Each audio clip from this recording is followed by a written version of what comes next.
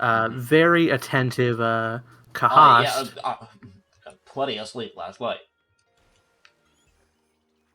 Yeah, we here over at the Waverse always recommend getting at least 17 hours of sleep a night. The fuck do I need to do to go to your world again? I just fucking ask this question every time. Alright, you'll go to start and then go to Poke Portal. And then I'll get a Union Circle started. Me pressing every single button except for the correct one. Right. Okay, finally. Holy.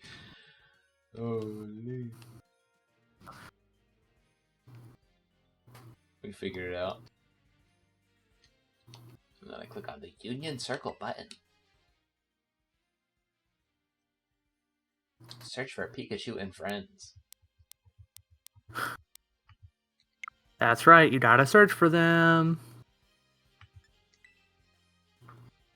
I actually do love these little outbreak things. I think they are marginally more fun than shiny hunting the like raids in Sword and Shield. I mean, they did the outbreaks in whatever the fuck, Arceus as well. Oh yeah, but Arceus was a fun game to play. Yeah, true. What's your link code? Let's see. Sorry, I had forgotten to connect to the internet first time, so I had to back out and redo it. Very professional streamer here. Very professional. All right, so that's R2. D2. S6.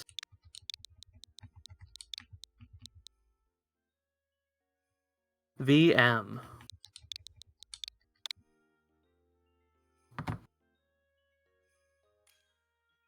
Wow.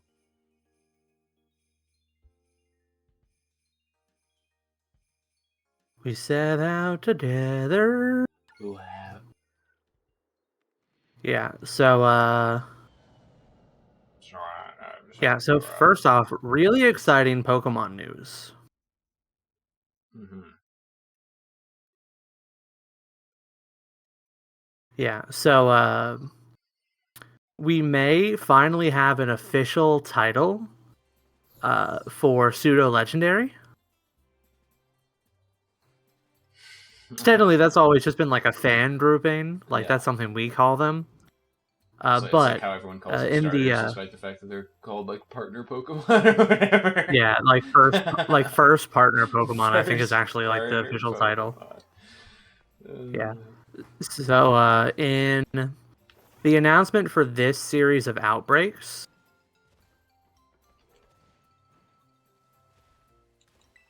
Why the fuck the am I Kitakami, bro? I just realized what the hell. yeah.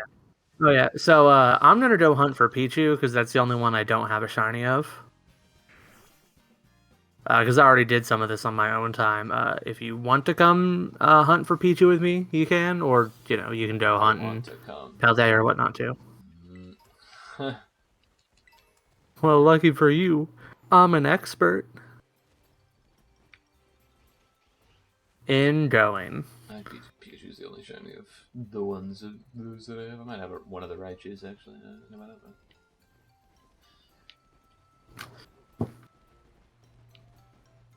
What was I saying? Oh yeah, so over the next like month or so, there's going to be like 3 different outbreak events with like different themings, and the third one has the pseudo legendaries, like the first forms of them, and they called them powerhouse Pokemon in the marketing. Powerhouse Pokemon. Yeah, so the official term for pseudo legendary may be powerhouse Pokemon. Isn't that exciting? Yeah, so we're just gonna keep calling them pseudo legendaries. Yeah, probably. I mean, I might like make like a passing effort to try to use the term powerhouse Pokemon. I mean, I think it's a funny name. It's funny enough. Where are these Pipichus? Let's see. I'm only seeing Pikas and Mimis, bro. That's Oh, annoying. all the Pichu. So Paldea has Pichu, Kitakami has Pikachu and Mimikyu, and then Blueberry has the two Raichus. Gotcha. I might go for a Surfing Chew.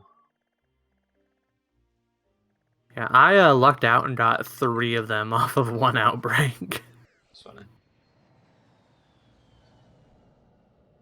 That being said, I emptied out all of my outbreaks on the first day and didn't get a single shiny Pichu.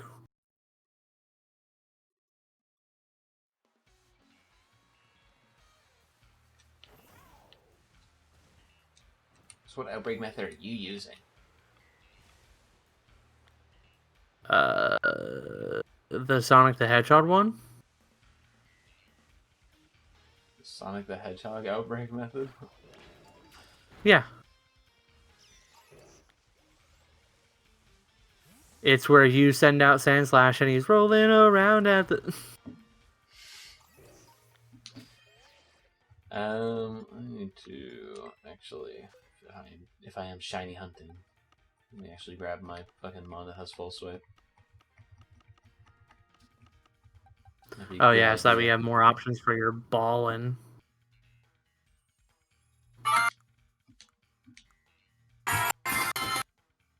Oh, 1 second. So true. Howdy, Adam. It's going all right. I'm actually streaming with a friend today.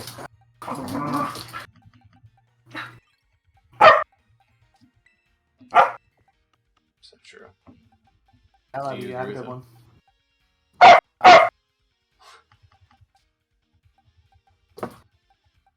Alrighty.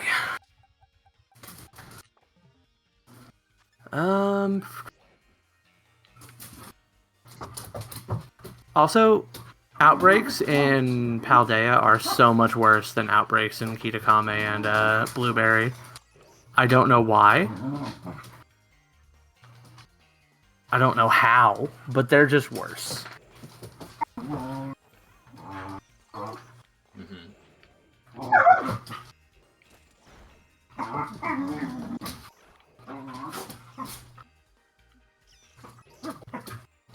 The dog's going mental, dude. Yeah, Oki and Lupin are fighting as... if Lupin is excited about anything, Oki is like, oh, this is my job to calm him down, and then she attacks him.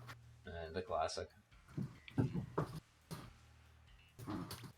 Yeah, Oki's actually didn't fix on Wednesday, so wish her luck. Ow, quit hitting me. Take a photo of a wild Pokemon in flight, I can do that. What's the photo button again?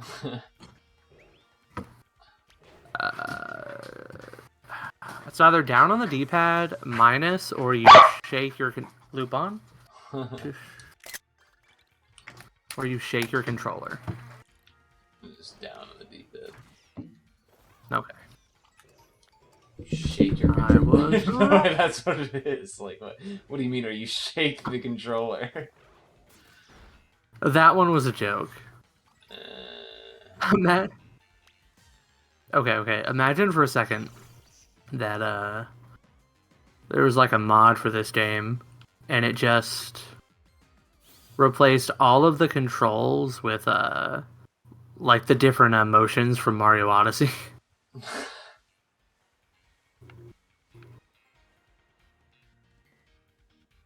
Like you have to like swing the controller up to press A, swing it down to press B, left or right for start and select. Wouldn't that be great? They should do that. It'd be awesome. Parentheses sarcasm. /S tone indicator, like.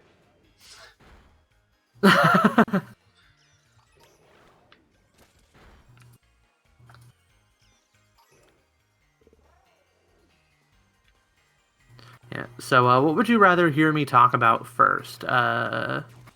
JoJo's or Dark Souls? Before we get into that horse shit, we have the classic. It's Hunter x Hunter. Oh yeah, yeah. What's the Hunter x Hunter news? It's that he's almost done with the new batch of chapters. That's it.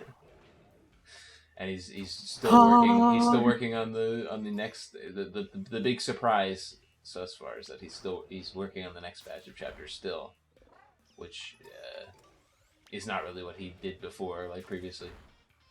So we might, and because it might be releasing in a monthly magazine instead of a weekly one, we might be actually getting Hunter x Hunter more than 10 chapters in serialization.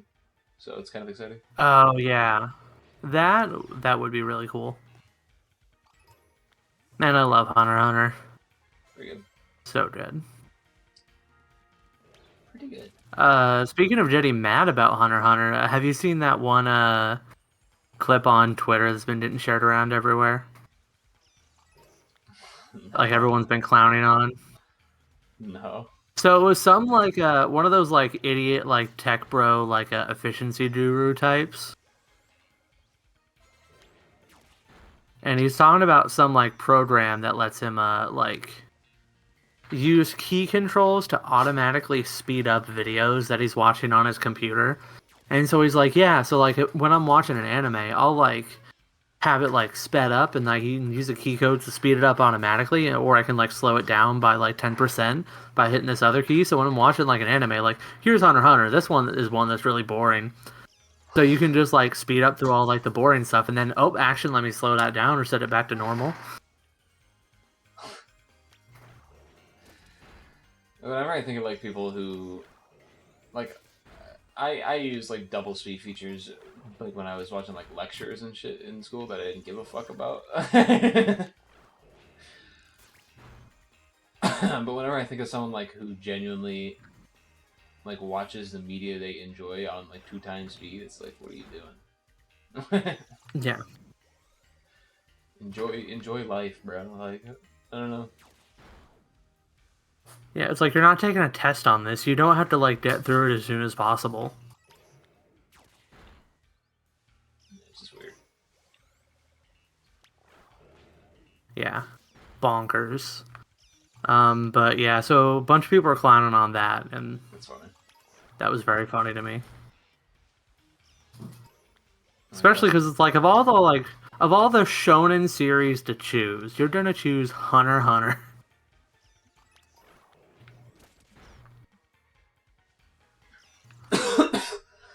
Ugh, excuse me. Oh, but yeah, no, I think that's funny. But that's it for really Hunter news. Other miscellaneous. You got any words to say about One Piece? I thought this last chapter was predictable but pretty good. Mixed feelings once again on One Piece right now. Yeah. It's he's trying to. It's okay. So like, it's like a layer of issues with this whole like the people with the D in their names are hunted down. You know, we're not gonna talk about the fact that Garp is literally like hero of the Marines or anything. Right? Remember when Saul was a it was a fucking vice admiral. It's weird to me that they're acting like D people get hunted down all the time, like just for their name. It's like we know that D has been like an issue for a while, but we also have multiple people in universe who don't get hunted down just because they have D in their name. Also, like the big secret that Gold Roger was actually Goldie Roger. Don't look at his flag, which says Goldie Roger on it. The only time where like keeping the D a secret actually mattered was specifically, hey Law, don't tell Yeah. Doflamingo that that's your middle name or she'll literally kill you. Yes, that has been like the one point in time where it felt like it really mattered. It felt like Doflamingo had a more visceral reaction to the D in somebody's name than the world government that supposedly kills people who have D in their names. Does I don't know. It's weird. Yeah. Also, I like the detail that oh, what was his name? Opal? No, whoever the O'Hara scholar was. I like the detail that Clover. he had a D. Yeah, Clover. That's it. that's fine. And it makes sense. You give him a little characterization stuff. I liked it. Yeah. I It's so funny for Vegapunk to be like, "Why is he killed just for having a letter in his name?" And it's like, listen, killing him is wrong, but he was killed because he broke the law multiple times, endlessly for decades. I also like the one panel where Clover's like yelling like he was my brother or whoever was killed right in front of me just for having that letter be his name, and like how dare you kill people just because their name is something, and then let's smash get to the end of Wano. The famous line, Kurosawa or whatever the fuck, we're born to burn. Great. We love Wano, by the way. Sure glad no one that last name exists anymore. No, don't you know in an SBS they revealed that that's Tama's last. She's part of the Kurozumis or whatever. Oh yeah, that's right. I forgot about that. It's revealed to everyone in an SBS. Never expanded upon. Not like we needed this to happen in Wano or anything. Where character moments would have been important. What's that? Zoro's a descendant of one of the samurai of Wano? Let's not talk about it until after the arc's over. Oh, okay. I just had a realization. What year did Wano start? Was Wano Oda's attempt at doing Game of Thrones? Bad ending at all. No, I mean the end of Wano. It was like weirdly dragged. It was really like a drag pace because I think I don't like this conspiracy theory, but I think it has merit. I think genuinely he wanted to end Wano with the Shanks reveal at the same time as Film Red was coming out.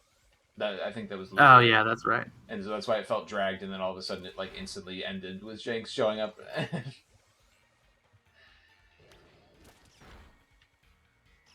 And yeah, it also feels weird because it feels like Oda sometimes purposely paces stuff out to be important milestones. I think we're coming up on a year milestone and stuff, and it feels like stuff's being very slow right now. And it's don't write your story that way. Just write it naturally. Yeah. I don't know. It's obviously, I was thinking about this the other day. It's obviously I think Oda's a very good storyteller, and he knows what he's doing. But also I don't know if you've heard recently. There's been people talking about in an interview he did back in 2022, where he said, because back when he was originally releasing One Piece, the early volumes, in one of the author comments at the beginning, he said, I really want to make a series. He talked about how he saw some kid watching the anime on the TV or something, and he was really inspired to I want to make it so that the people who watch it, these kids who watch it, remember it fondly. And it's oh, it's a nice little quote from old Oda. But it seems he's changed on that mentality in recent years, because in a 2022 interview, he said, and I quote, the number of Pichu in the outbreak is getting lower. I'm hunting Raichu, brother. I think that's from mine. But that just confused me for a second.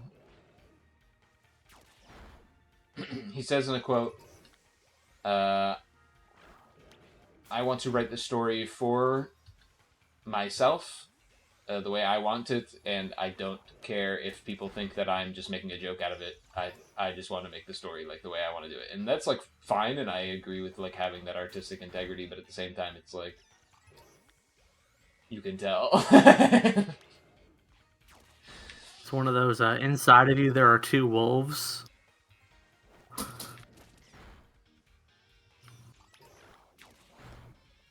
It's you can very very much tell his Man, brother I he hope. feels like it's shifted towards he just wants to make something that he wants. Yeah. I mean, that's fine. It's your piece of work. It's your piece of art. You do what you want with it. But at the same time, it's like you can tell. Yeah. Some days, or some weeks, Oda feels like George Lucas affectionate, and some days he's George Lucas derogatory.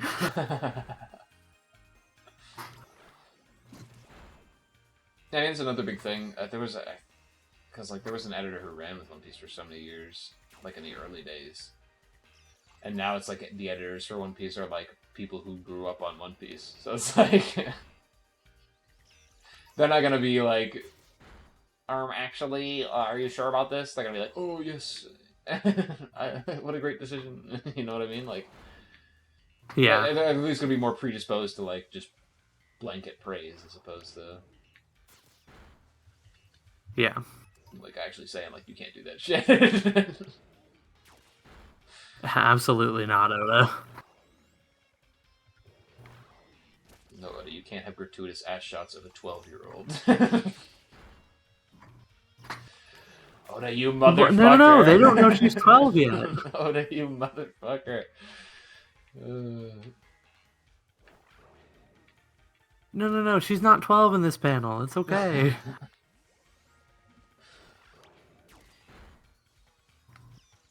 She's only 12 in this next panel right next to it. Bruh, that's all I gotta say. I'm still. Oh, One Piece. I'm still gonna read and enjoy One Piece. I want this fucking arc to end already. Get on to something else. Yeah, and Juju's still trucking on. Juju is still one of those things where it's like it's almost the opposite, where it's like I don't. It's obviously dragging on, but it's like at the same time. And it's a bit formulaic as well. Like, it's like every chapter, it's like, ooh, here comes the new person to come, and next chapter they're going to show up their skills, and then they're going to be beaten, and then here comes the next person. It's a bit formulaic, but also, like, it's still interesting. Like, I'm still enjoying it. Yeah, I will say one thing that's so interesting for me about Juju is that because I'm reading it at kind of the same time as my wife and her younger brother. And they both hate it.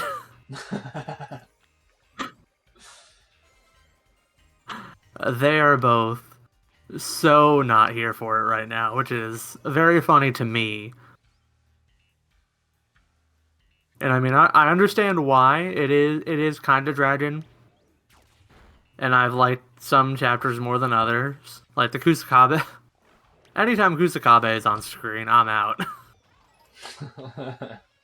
It's like, I am no longer here for this.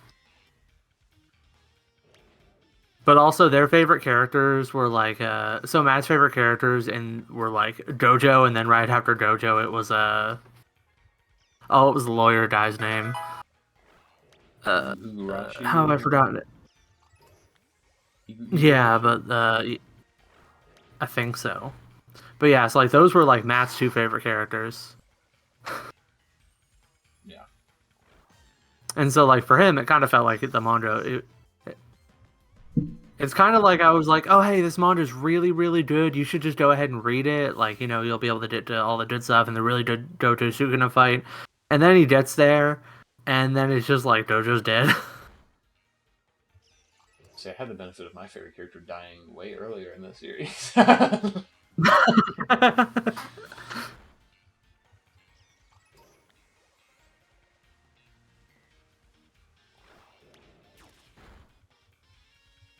The benefits of early death.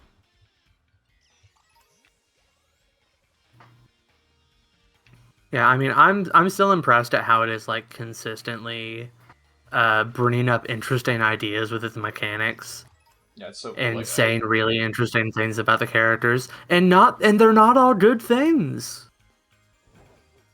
And I already gushed Like, at length about like the fucking Toto coming back with the clacker. Like that shit fucking yeah, yeah, made me go crazy. I was like, let's fucking go. yeah. So freaking good. And also, there's the fact that like, like a lot of the times, like they are saying things about these characters, like Yeah, they're like revealing like how they really are when the chips are down, and those are not all good things. yeah. Oh yeah, Yuta's like his third favorite character. Matt's third favorite character. So like Oh yeah, I love you. he's like, oh yeah, he's gonna die. But like, man, I love Juju so much. It upsets me. Like, I think I agree with what you said like the other week when we were talking about it. Is it's gonna probably be a lot better on binge read after it's over. When yeah, everything's like yeah, laid for out and you're sure. like, here's what happens. It'll probably be a lot better instead of a week by week. Because right now it's literally just like hyping up the next character to come in and be grist for the mill. Like Uh, Come in and get into the meat grinder. cliffhanger of them doing a super attack. The next chapter opens up, they miss the attack.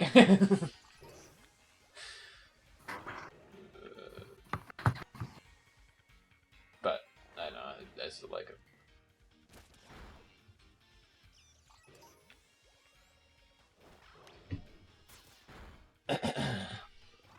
And I still think about how it's like a series that's like very, very clearly like on its sleeve inspiration from Hunter x Hunter, Yeah. and it's just about to end. Like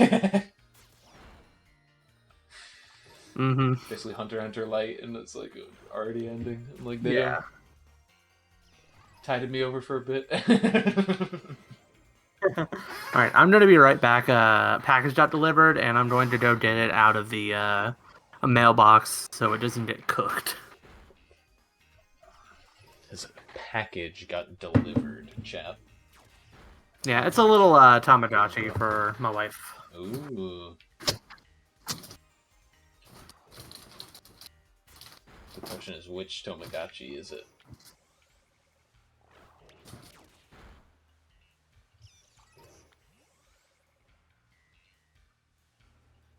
Something to know with this outbreak, I'm actually getting good levels on these mons. Nice little level training method here on this outbreak. What's the rate on outbreaks? Isn't it like isn't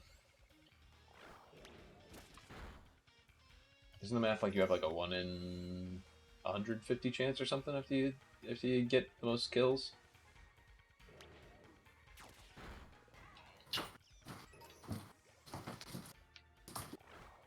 I thought it was something like that.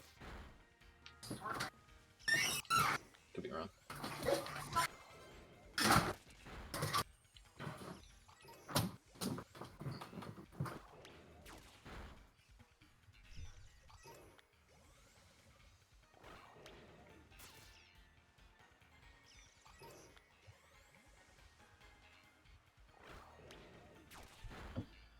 Um,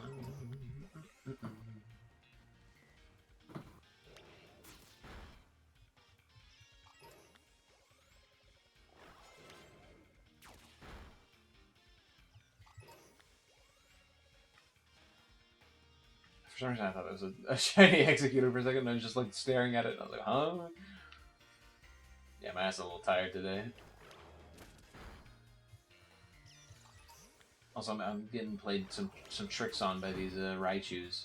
Sometimes they're in like a dark area, and I think it's the shiny. Because if you don't know, the shiny Raichu is like a very, very dark, like chocolatey brown. So I keep getting shreked when like they're like under the shade or something. I'm like, ooh, is that a shiny?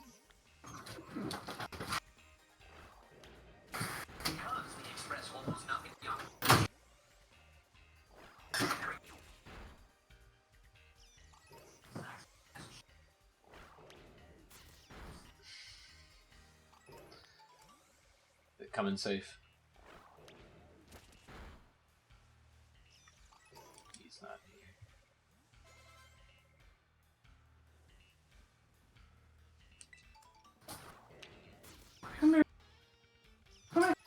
I'm glad they made auto battling a thing, by the way, in this game, because this would be fucking 10 times worse.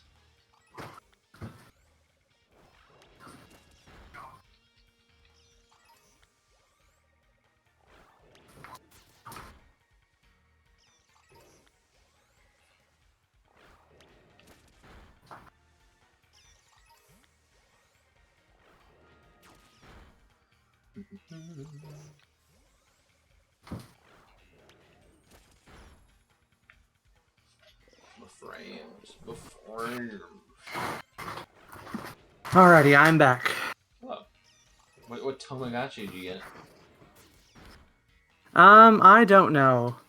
Alexa was just like, "Will you buy me a Tamagotchi?" And I said, "I mean, it doesn't really matter what I said. She was dead."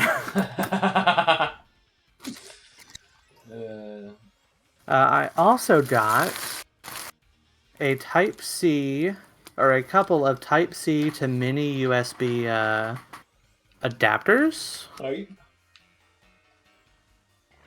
So that way I can incorporate my PS3 controller into my magnetic charging cable little tower thing that I've got going on.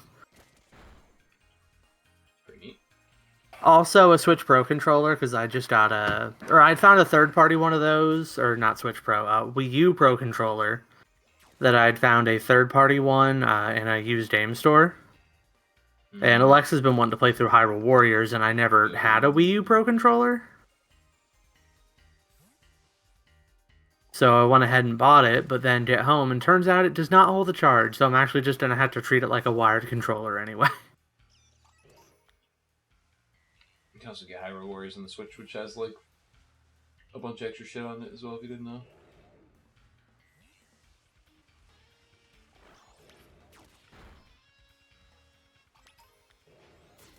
Just in case you were wondering. Oh wait, did Hyrule Warriors get ported to the Switch? Yeah, I thought there was just a sequel on the Switch. Like a definitive edition on the Switch. Huh. Well, maybe we'll do that one. I at least want to try out the Wii U version. I think like the Switch version like has like new characters and stuff like that and everything, so like has a bunch of extra stuff. You can tell how much attention I paid to Hyrule Warriors. I mean, it's a fucking Dynasty Warriors game, like. Yeah. You don't really put much thought into Dynasty Warrior games. They're very mindless. I like them. I like the games, folks. I like them. Sounds a little suspicious to me. Oh, I forget. There's a new Don chapter today. I did want to mention, I know you don't read it, you just watch it, but Spy X Family. And this isn't like a spoiler or anything, but it's really funny watching, because I read the new chapters as they come out. It's really funny watching the people that are fans of Spy X Family reading the manga, like they came from the anime and they're reading the manga and they're realizing the slow realization that all these people are getting that this is not a slice of life comedy series, but is actually a series about the fucking horrors of war and how it affects people. It's really funny seeing people come to this realization while reading it. Like, what is heck yeah. Like, what is happening? Like,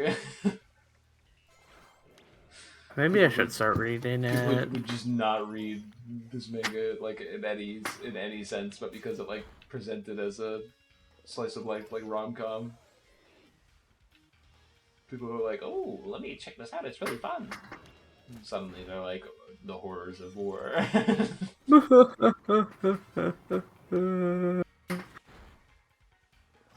pretty funny. Basically tricking people into. Although I mean, I don't know. To me, it felt like the whole horrors of war thing was pretty explicit from early on. But maybe that's just because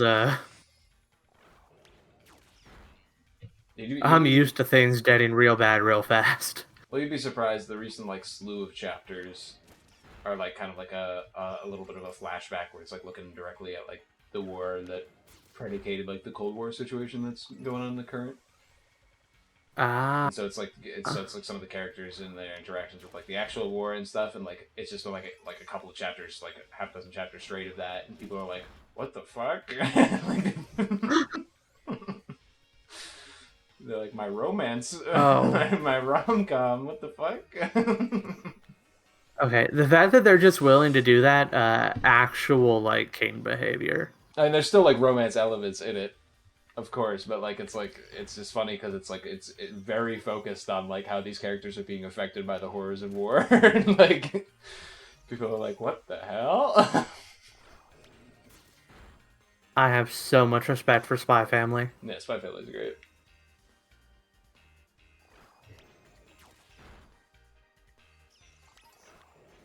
Let's see. Oh yeah, so I started a new series. It just kind of popped up on Viz one day, so I gave it a shot. It's called Rooster Fighter. Rooster Fighter. Yeah, highly recommend it. So it kind of reads like a Fist of the North Star parody. Okay. Except the catch is that the main character is a rooster. And yeah, that's the elevator pitch. It's a rooster fighting So it follows people that turn into It follows the kaiju. Fist of the North Star recipe, which is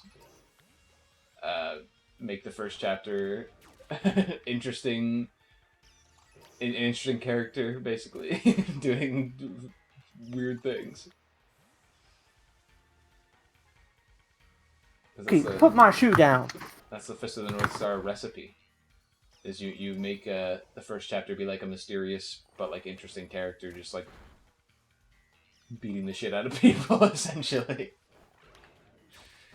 It's the thing that like Berserk followed. I'm trying to think of other series that like just started off with like a character having like Berserk is just like a dude with a big sword, like that kind of thing. I'm trying to think of other series, but it's like it's called something, but I think it's Fist of the North Star that popularized it. I forget what it's called. Okie, where's my shoe at?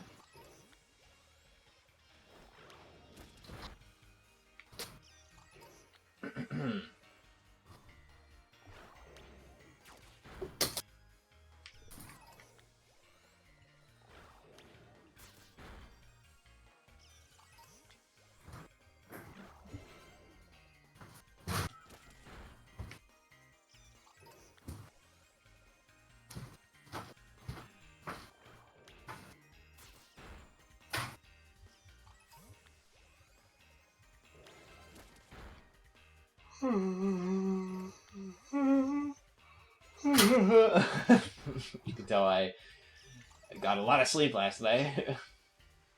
Sorry, I'm not entertaining by myself. Alrighty, I'm back.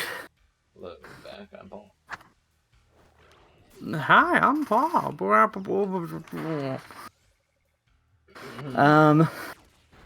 Sorry, Oki was eating my shoe. Dog classic moment. We love them, folks. We love our dogs. They're a little mission makers. They steal our clothes, and they eat our shoes, but we love them, folks. Do your dogs do that? But yeah, so it was Clothing that you got lying around. Yup. Just Pants. run away with them. Oki will destroy him. Lupin doesn't usually destroy him. He normally just takes them. But Oki will. Something about She will leap at the chance. They got your smell on them, and they're like, "Ooh, my human smell." I do love my puppies.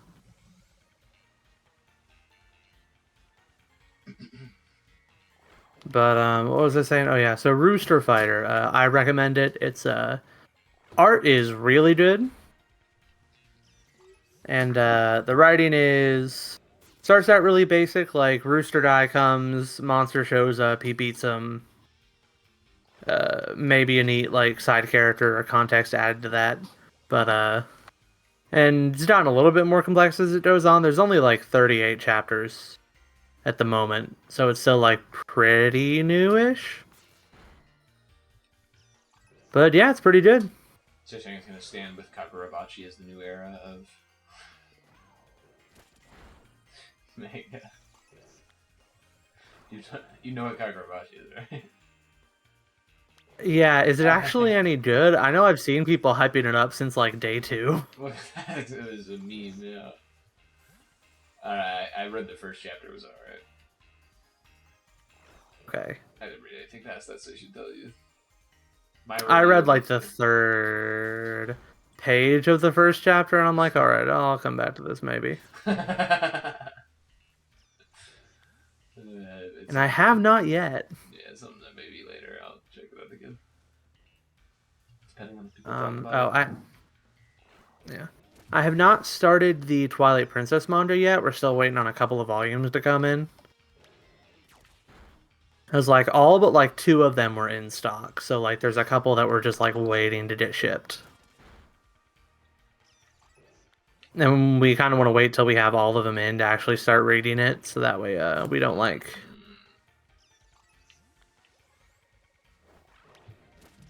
But yeah, from what I've heard, the Twilight Princess manga is good. I'm pretty sure Link gets cucked in it. Never heard anything about it. What do you mean Link gets cucked in it? Exactly what it says on the tin. You mean like Zelda or Midna? Because Midna is not cucking. Ilya. Lamal, you know. That's funny.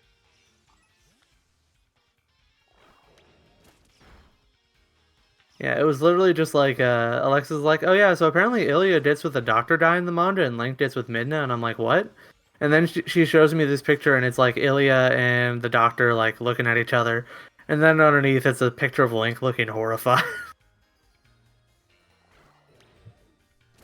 And I'm just like, okay. Anyway, I've heard it's good, so... The assumption is always Link and Zelda shack up at the end. Which makes it weird. Although Twilight Princess... the fact that they then would have to be from the same like family line generations later, but you know, we don't think about that. I think Twilight Princess is probably the one where that... Yeah, yeah. Twilight Princess is at least the one where it's like a Link Zelda pairing doesn't really make much sense because they don't interact. They don't really know each other in that one. Zelda's just kind of like there. And Link really wants to have sex with Midna. Like, it's very obvious. I think you're projecting. I definitely am, because I definitely do. You caught me.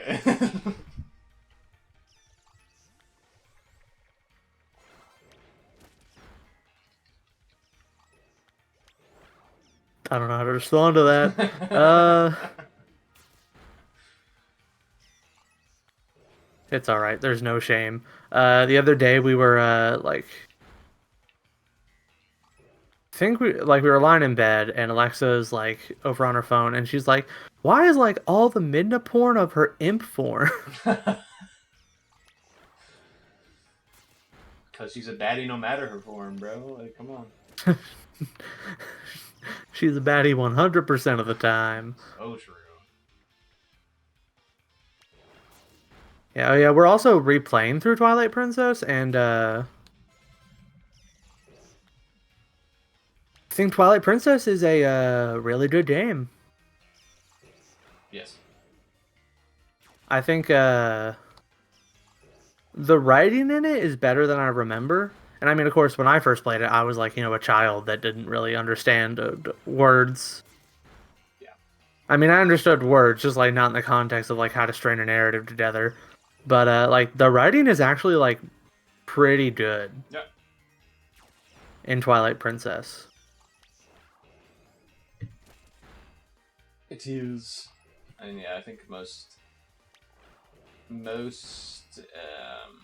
traditional Zeldas nail it pretty well, but I think Twilight Princess goes a little above and beyond.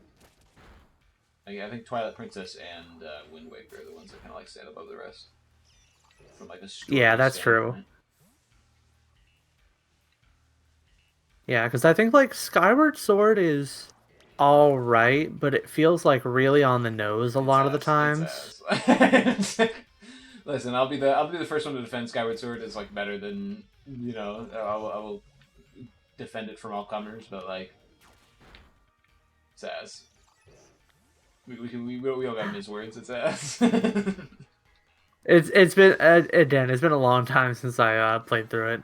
A lot longer than like Wind Waker and Ocarina anyway. There is a Um, well written character in Skyward Sword, and his name is Bruce. That's it. We love Bruce, folks. we do love Drus. Uh,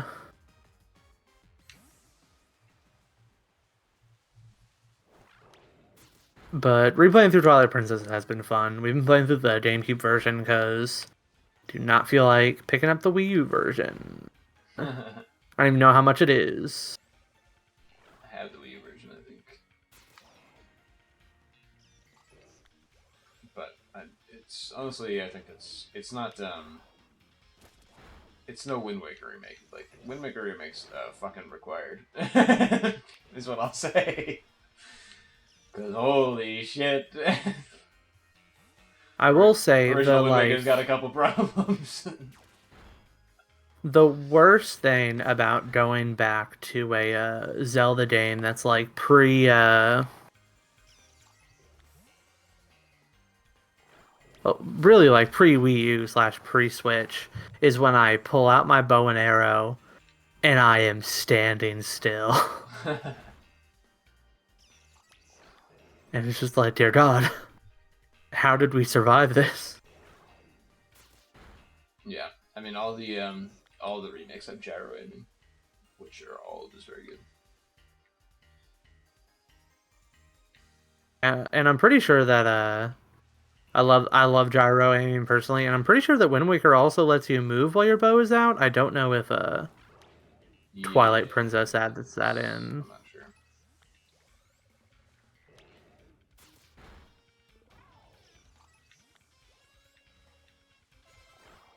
But yeah, like the like the Ocarina of Time and Majora's Mask remakes, like that's one thing. In fact, some could argue the Majora's Mask remake actually like ruins some aspect of the game. And I'm one of them. Sorry, go on. Listen, I already made this argument a long time ago. I'm a big convenience head over some shit. Now, obviously, like them ruining like the fucking Zora mask and Deku mask, some of the fucking elements is just complete ass. Like that's, but like people complaining about like the fucking what was it?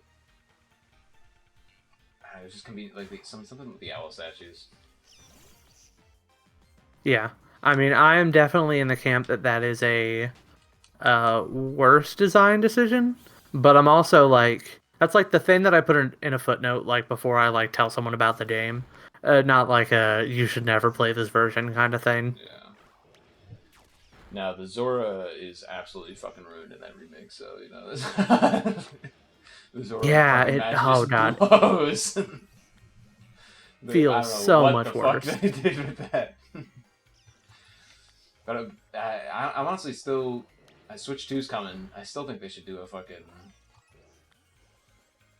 like a super Zelda re-release or something where they do like Ocarina, Majora, and Wind Waker or something. Just they like as a triple bundle Oh yeah, like they did with Mario. Something like that. Or even like Wind Waker, Twilight Princess, Skyward Sword, because those are all remakes relatively recently. So it's like you could do that.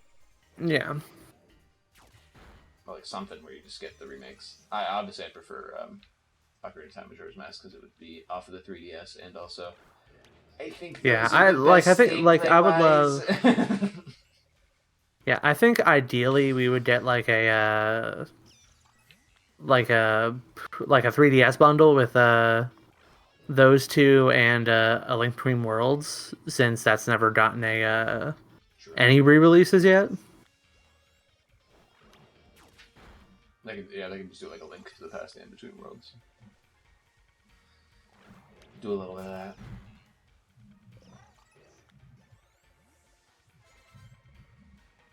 I just think it's easy money. Like, it's free fucking money. They already have the remakes. Oh yeah, for basically sure. Done. I am a. They have them basically done, so it's like, why not just throw them out there? I am very much. I'm really wanting to do a replay on a lot of those, but I'm waiting for either an official re-release or for a 3DS HDMI output mod to get done. Rest in peace, Postman Mods. The guy who was working on it passed away a couple years ago. And so some other people have picked it up, but it's also like a very complicated endeavor to get something like that working in like a consoleized form. Also, Nintendo. And so we're still waiting. Very anti-consumer again. Yeah. Pour one out for Vims. Vims isn't dead, at least. Yeah. It still has a lot of shit on it. That's true. I actually haven't looked at it since the news broke. Yeah, it's not like Vims is like Vims is like it's a institution that's been around longer than we've been born. So it's like it's gonna be around for a bit longer, even if it has to cut a couple of Mario games off the damn roster. Is that shiny? It is! Ooh la la! Did you get one? Heck yeah. Are you on the Alola Raichu? Yeah. Heck yeah.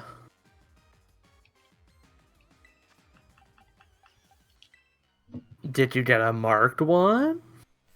No, I don't think it is. Do not believe it is.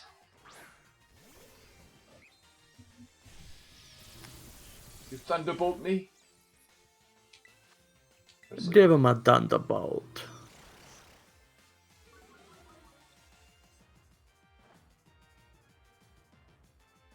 The Raichu avoided the attack. Wait, can Raichu get hypnosis?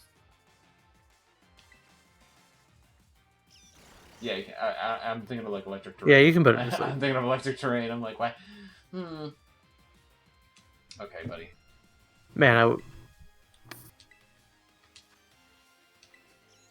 Raichu Miraidon teams are fun right now. Hypnosis is a 60 accuracy attack. I forgot. Yes. I'm like, why isn't this hypnosis Thank working? God. Throwback to when Hypnosis was 70 accuracy for just Diamond and Pearl, and it ruined the metagame.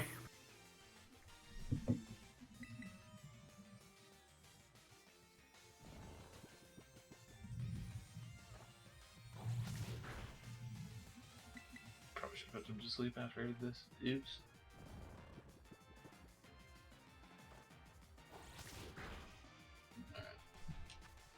Get in my bowl, shiny Raichu. What am I putting him in? Yeah, I gotta put him in the dive ball. Just makes sense, right? Because he's surfing. Yes, I agree. That's a really good choice. If I had remembered to bring a false swipe in Sleepmon, I would have done a lure ball for a similar reason. Paggigalo caught a Raichu.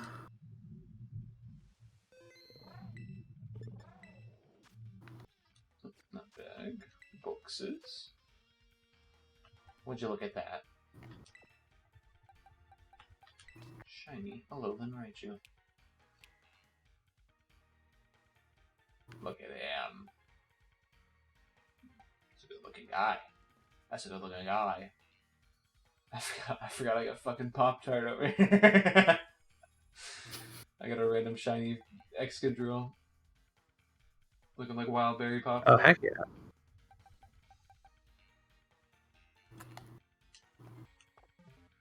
See, I'm like 100% certain I have a shiny Pikachu.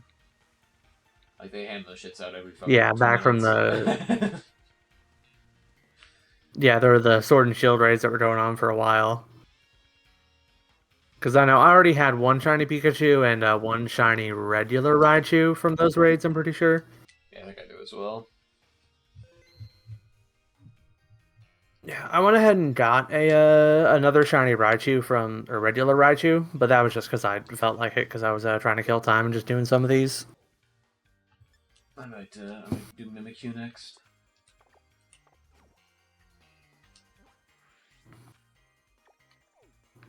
Yeah, look at us getting the shinies that girl Kyle Icy spent hours and hours on back in Generation 7.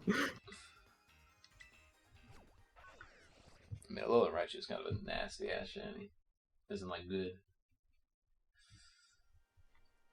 What do you mean? He just got he's a little extra toasty, been out in the sun too long. It's good, yeah. I mean, like he's.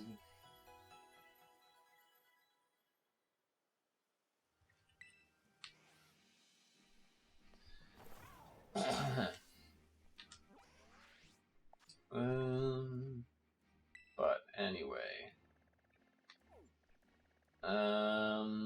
So anyway, you get into the meat and potatoes. Oh, speaking of video games replaying, I have been replaying Dark Souls. Yeah. So want to hear my thoughts on Blighttown now that I have played the true Blighttown, the biblically accurate Blighttown. Sure. What are your thoughts on biblically accurate like that? So the performance of Blighttown is uh, honestly even worse than what I expected going into it. But I've come out of this experience loving Blighttown more than I did before. Bro, Blighttown is such a good area. Yeah. Like, man, I love it. People are afraid to admit it, but it's true, folks. Like, listen, so like I sent that message to you, right after I had like tried to jump onto a platform that I realized afterwards I couldn't jump onto, and so I just plummeted. And so that's when I sent to you that message. I love Blighttown, but I was also entirely serious when I sent it. If he does roll around like Sonic the Hedgehog, bro, what the hell? Yeah, he does. You thought I was kidding? You I mean, got look at shiny him go. Strudel, shiny Strudel. You killed the shiny Strudel. Oh no, I had my synchro machine on. Man, that's still so upsetting. What is? Oh, that the synchro machine, if you're using that, your Pokemon will KO shiny Pokemon. That's fucking stupid. Game. Yeah. Come Like the on. most exciting thing to me whenever I heard about the synchro machine was like, oh, that'll make shiny hunting for Pokemon in raids so much more enjoyable. Clueless.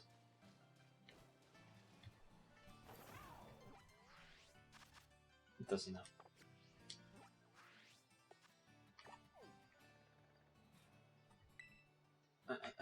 I mean, you could still do it if you wanted, you just have to be really careful.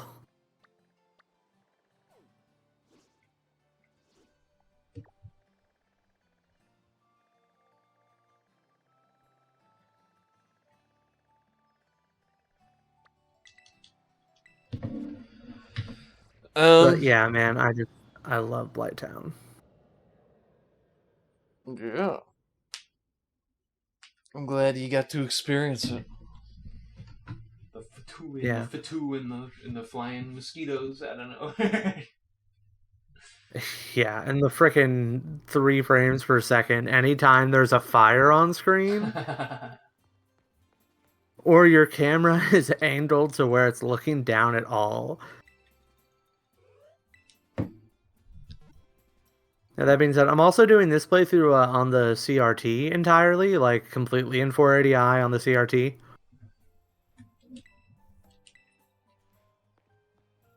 And it does actually add a bit to the ambience in Blighttown, like the claustrophobia And like the fire effects in particular look really good on a CRT.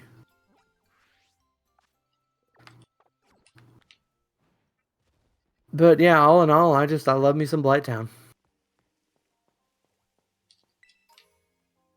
Also, I think On Dark Souls Blacktown is definitely sucks. objectively easier if you are playing a strength build. That's how it feels to me. I mean, Like playing Dark Souls is just easier if you have a big F off sword. yeah, if you're confident and you know how to use it, you know how to hold them, know how to fold them. Well, no, you see, it's so much easier because, like, even if you die just as much or more as, like, using a faster weapon, the fact that you do so much more damage in the actual fights means that, like, the amount of time they take is so much shorter. I feel like it's something that early on people will be like, what the hell was that? Early on people will be like, oh, I hate using my strength build because I can't, my sword swings so slow. But once you play through the game a couple times, you're like, yeah, me swing big sword.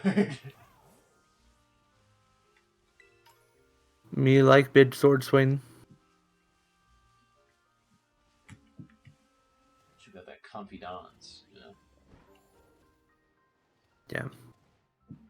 So I've been doing a big two-handed sword the entire time. I might switch to, like, the Dragon King Great Axe or maybe, like, a club or something later. But for now, I'm just a big sword. And at first I was like, yeah, I'm just going to do this playthrough until I get to Blighttown and then I'm done. But honestly, playing through Blighttown has me so jazzed that I think I'm just going to finish the playthrough. You've never beaten Dark Souls, have you? No, I beat Dark Souls Oh, 1. okay. Yeah, I did. It was just the PS4 version. Did you do everything? I did not do the DLC. You really should. I know. It's kind of awesome. So I know. I need to do it. fucking Manus, Artorias, whatever the fucking dragon's name is, Yaglefleeks or whatever. they're all great bosses.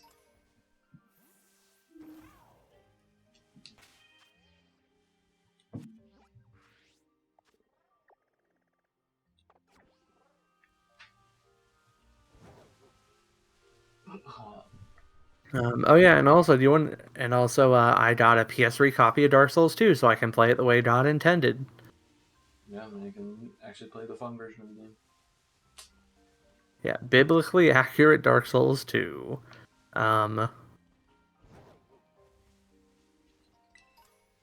Souls stupid if they didn't ask Miyazaki to come in and just not be familiar with the levels at all and just place a bunch of enemies in random spots.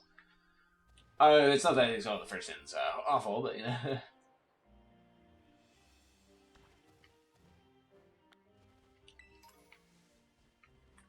I think the funniest thing to me is that like the series of events that led to me finding in it, because it was like I had accidentally asked off for because we were going to a con on Saturday, like Fanboy Expo over in Knoxville, and I'd accidentally asked off for the day before instead of the day after.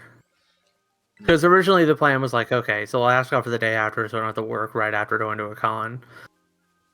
But whoops. But so I asked off for the day before instead. So we ended up going to the mall. And so I check out the game store in the mall, and they have Dark Souls 2 for the Xbox 360. So that means nothing to me. It actually means less than nothing to me. It was a slap in the face. Was it in the epic metal case though? No, it was not. And then I played and then because we didn't get too much during the mall trip, we're like, okay, let's swing through another town on the way back from Knoxville and check out the game store there. And then they had the PS3 version of the Scholar Edition.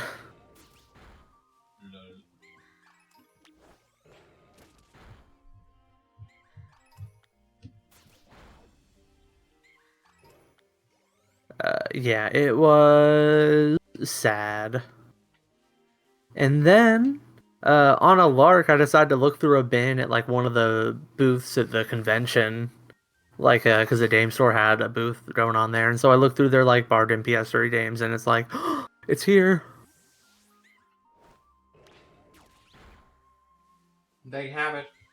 And I think it, yeah, and because it was like their bargain bin, I think they didn't really have too much of a con markup for it, because it was only $15.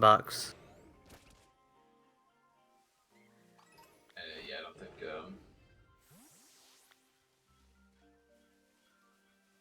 I don't think Dark Souls 2 is very limited print. Like like it's probably not expensive anywhere. Yeah. Besides like a GameStop that's upcharging it because they're assholes. Unless you got like like I said, the metal box edition, which I have for the PS3. It's very good. Yeah, my pickup supervisor at the moment at work, Philip, he actually is a big Dark Souls fan. He has and he says that he has, or at least he used to have, the steelbook case for that. And he said that if he tracked it down, he would let me have it. Yeah, and I'm like, I know you're only saying that because you're like 90% sure you don't have it, but thank you. It's probably one of my favorite,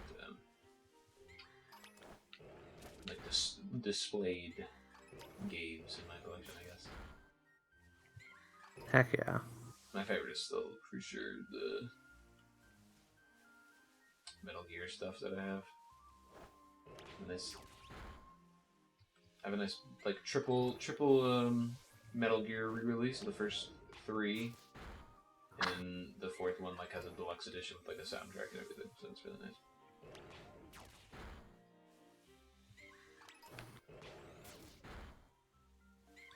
Also, I have a really nice Elder Scrolls collector's edition as well. Where it has all the Elder Scrolls and like stuff on them. But I digress. Heck yeah. You know, it really does suck that like the moment I started to have money is when collector's editions started being garbage. I'm thinking of that Elder Scrolls collector edition I have. Literally has all 5 main games, and like all of them have Steam codes if they can, and like the first 2 can't have Steam codes, so they just have like the discs, and like the other ones just have the discs as well, but they also have Steam codes, so it's like really nice. So. Oh, that's sick. But there's to be thinking about shit here. Kind of smart. This one, and like it has a bunch of like maps and stuff for each game, and like all the DLCs and stuff. It's really nice. It's a really cool collector's edition.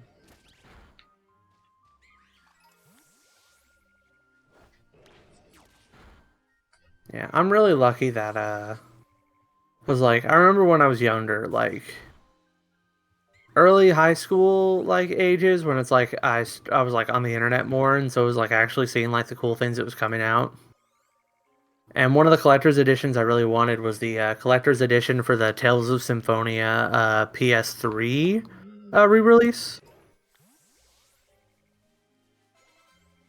But like, you know, at that point, like I did not know how to like order these or figure out where to get them, so we were just out of luck. Yeah.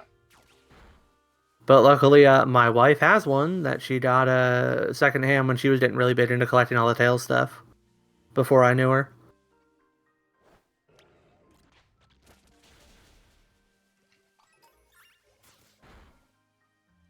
Did I ever tell you,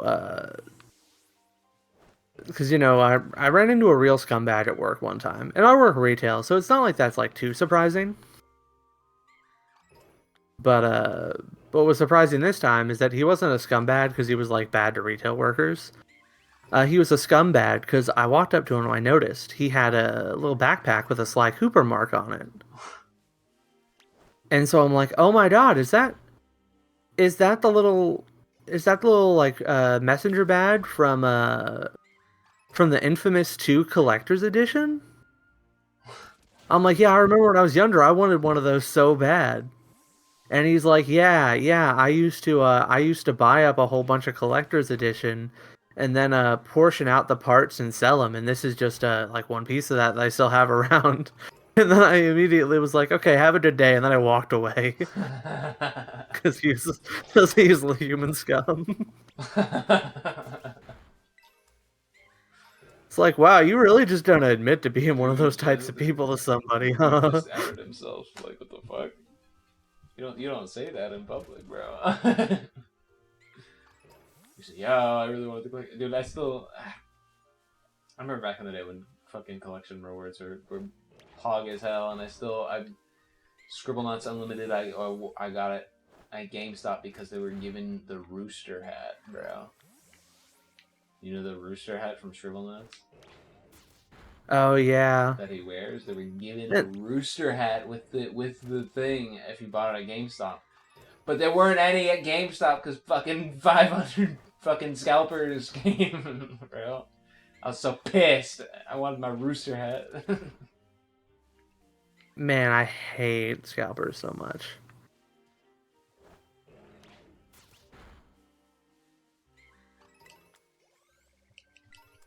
Truly scum of the earth. Then I met one of them, and I didn't start swinging on him, which is my one regret to this day. There are only 2 people I'll swing on in this world, and it's Nazis and scalpers. One of them wronged me personally.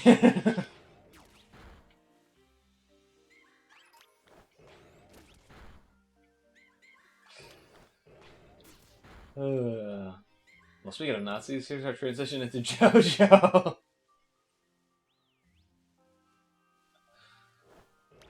Oh, JoJo, man. I will say, Phantom Blood is at once way worse in manga form and way better. It's honestly very impressive. Honestly, like the first 3 parts, you can just watch them. Then after that, you can transition over to the manga. Yeah. I will say that I think that the colored pages for Phantom Blood in particular, when they do show up, are awful, in my opinion. Like, like there are a few pages here and there that just do not do it for me in the slightest in Phantom Blood. It's like Fist of the North Star, but uglier. Yeah, I mean, you have to figure like the journey that Araki went through as like Yeah. manga artist. And it's also like he was not a really good artist back then. Yeah, and I will also say that a lot of that isn't even like I don't even think that the art was necessarily like as bad, but more like the style that he was doing just Yeah, and that's actually like was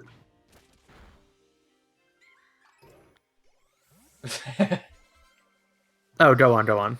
As I said, it's actually like a really interesting thing about Araki is that like he struggled throughout his early manga career, like from before JoJo until like even into like a couple parts in of what he wanted to do for like a style and stuff. Like, cause the big style that JoJo has is like poses, like with the bodies and stuff. Which is like the big, it's like a JoJo hallmark at this point. Mm-hmm. And while that was present in some of the early stuff, it like wasn't as there. I don't know if you know what it's inspired from, but it's inspired by like old, like Grecian and Roman statues. Oh, okay, yeah, that makes sense. Like how he took a trip to Europe. I don't know exactly where he went, but he saw the statues and was like, and he loved how like the body proportions were just like how they have normal body proportions, but they're like twisted in weird ways a lot of the time, and like how they're like doing weird poses and stuff. And so that's what inspired how the style of JoJo. It's kind of an interesting little story there, little bone marrow there. But Yeah, I think that wasn't until like the 3rd part where that kind of came in. So And it's kind of an interesting, Yeah. like, I was kind of thinking about this the other day. We could obviously talk more about your thoughts on JoJo. Oh, shiny Mimikyu. That was quick. A shiny what? Shiny Mimikyu. That was quick. Oh, heck yeah.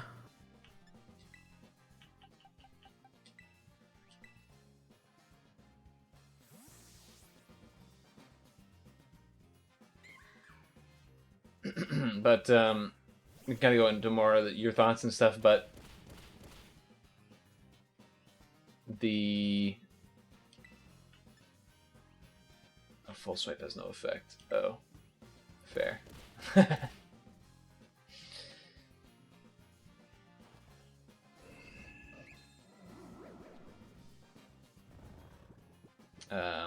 Sorry, I'm a bit distracted by the shiny. You're fine.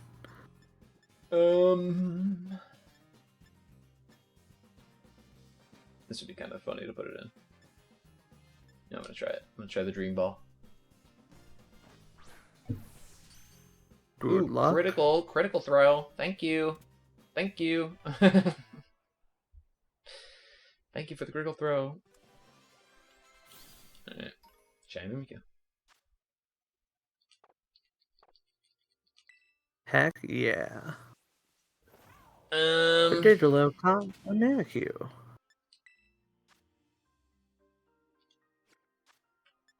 Alright, so getting back on the train of thought that I had lost. So obviously we'll talk more about my thoughts on the series as we get into it, but it's kind of interesting to talk about Araki as like an artist, because he's kind of like the textbook example of like a misunderstood artist throughout his life. Because you look at him today, and he's literally,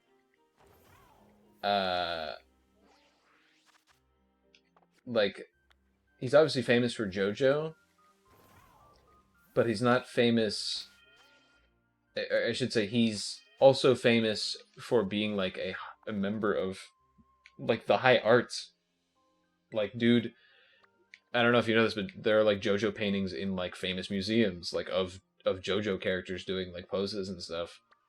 And there are like yes, I've heard of that. And he is like a really acclaimed like fashion designer for like clothes and stuff. So like that's like a really big thing of he's a very big member of like the fine art community, I guess.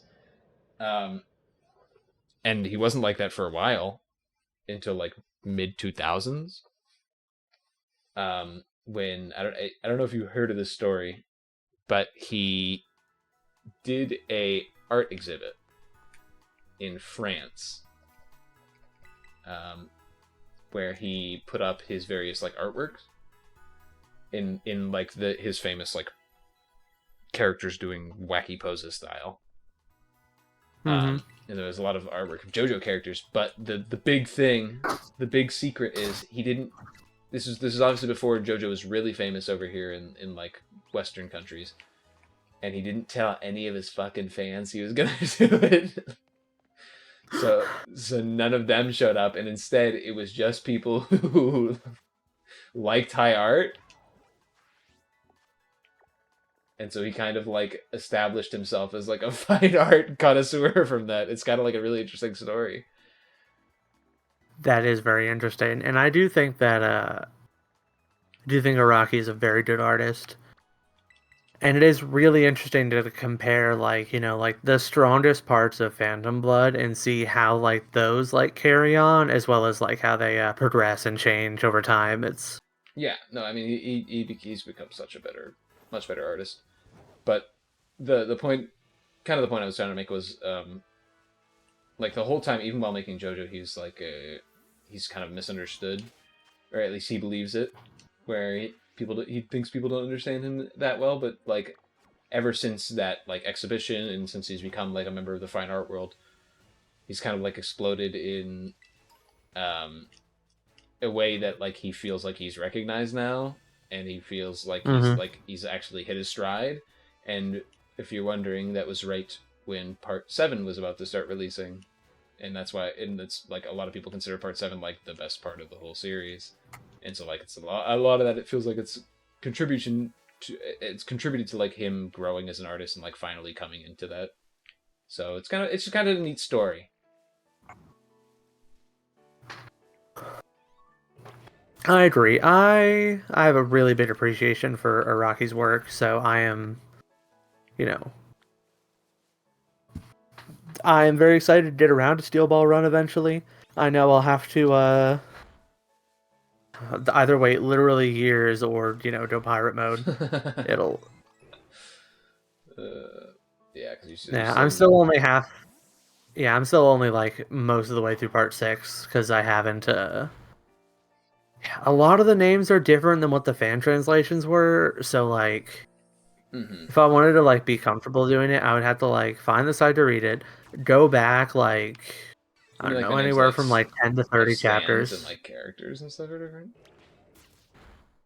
The stands were the one. I think the stands were different. I'm pretty sure some characters were different. I don't know. They called Stone Ocean like Planet Free or something like that, or Water Free, or it was something silly. And I'm just like, I can't do this. Stands make sense because stands in the original like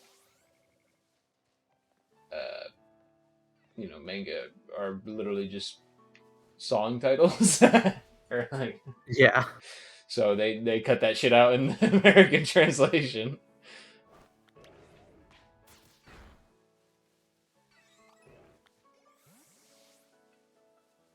But characters themselves, I feel like characters should be fine. I don't know. It's also like one of those weird things where characters also just have weird names. Yeah, sometimes we're like One Piece still has like Viz still translate Zoro as Zolo. I know. What the fuck are you doing? What's wrong with you, motherfuckers?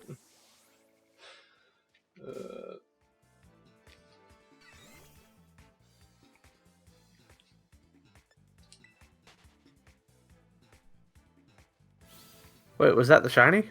No, I just accidentally walked into one. Oh, you just okay.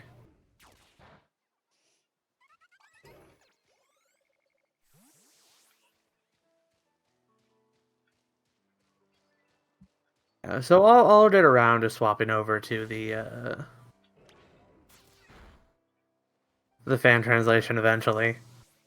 How many chapters is Stone Ocean?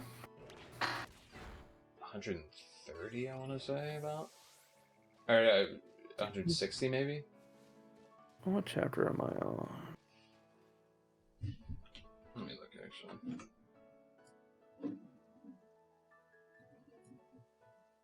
Yeah, because right now I'm on 135. Maybe not though.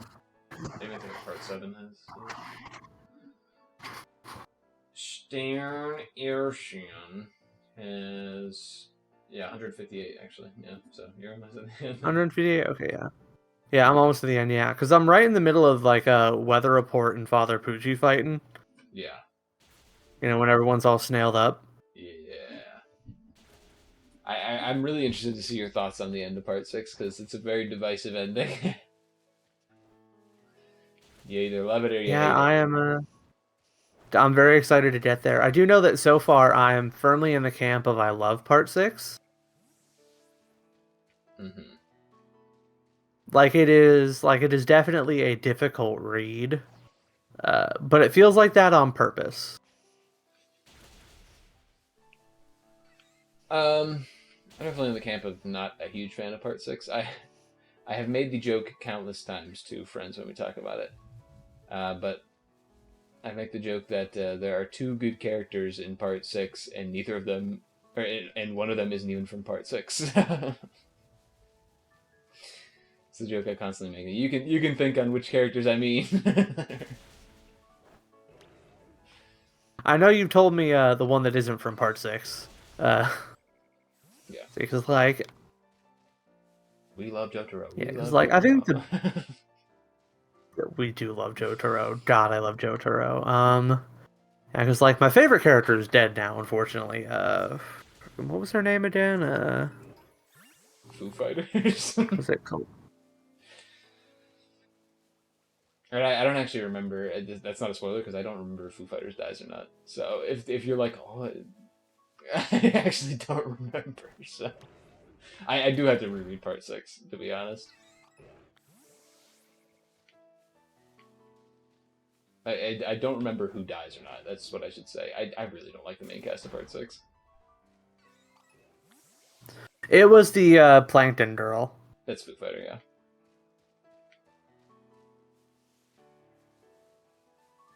Okay, yeah. So her name is definitely different in the Yeah.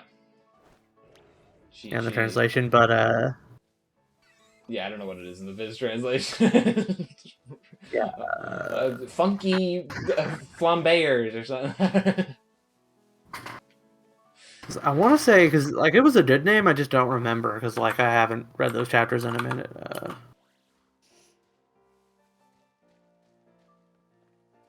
I really don't like the main cast of part 6. They're like annoying at best. It's I feel bad saying it, but you know, I can't deny my feelings.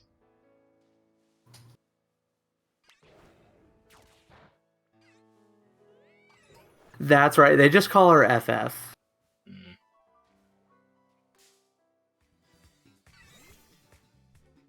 But yeah, I personally I love her. I really like Jolene.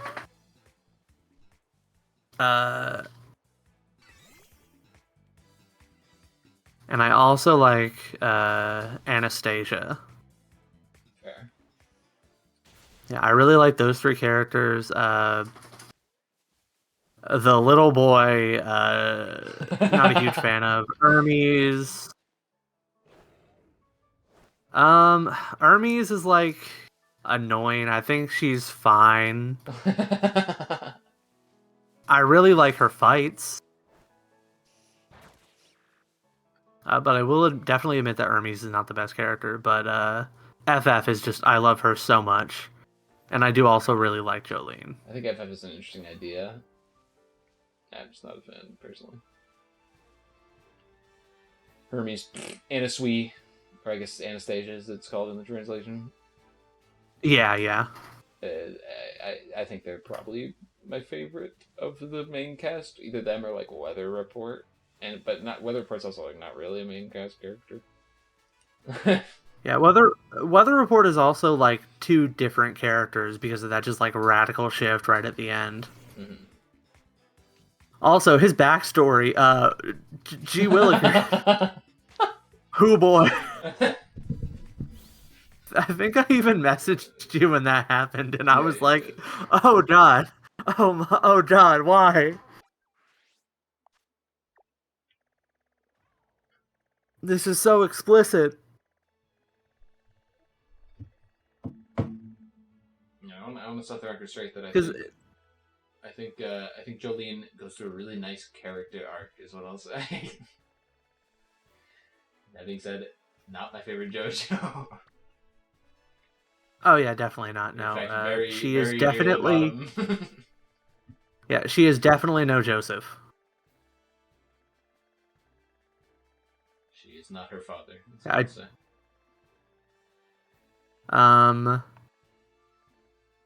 Yeah, I did. Yeah, so I just my overall thoughts on part 6. Some really good stand battles. Really good art. Very uncomfortable writing at times. Yeah, for sure. But also, it like definitely feels like that is just explicitly what he is going for in it. Yeah, and I do have an appreciation for that. Especially with what ends up like happening with the rest of the series from that point forward is like it's very much a kind of period dot, I guess. Yeah. But yeah, so part 6, I do really like it, for the most part. I guess the rest of them I'll go in order for. See, I know for some of these I'll have like specific talking points that I want to go in depth in, so I'll just like sidestep when I get to those. Yeah, so part one, I liked it well enough, same as like when I watched the anime. I think part one of JoJo is very similar. I think of it in a very similar way to part one of Hunter x Hunter. Except the gap in quality is much bigger between where it starts and what comes before. And part one of JoJo is the worst part, and that's a compliment. Yeah. You did it right. You got the worst part out of the way at the beginning. I definitely agree with that. But there is like a lot that I do still like about part one and appreciate. Yeah, it's all right. Part two is yeah. Now part two. Boy, do I love part two. Part two is not my favorite. It might be my second favorite.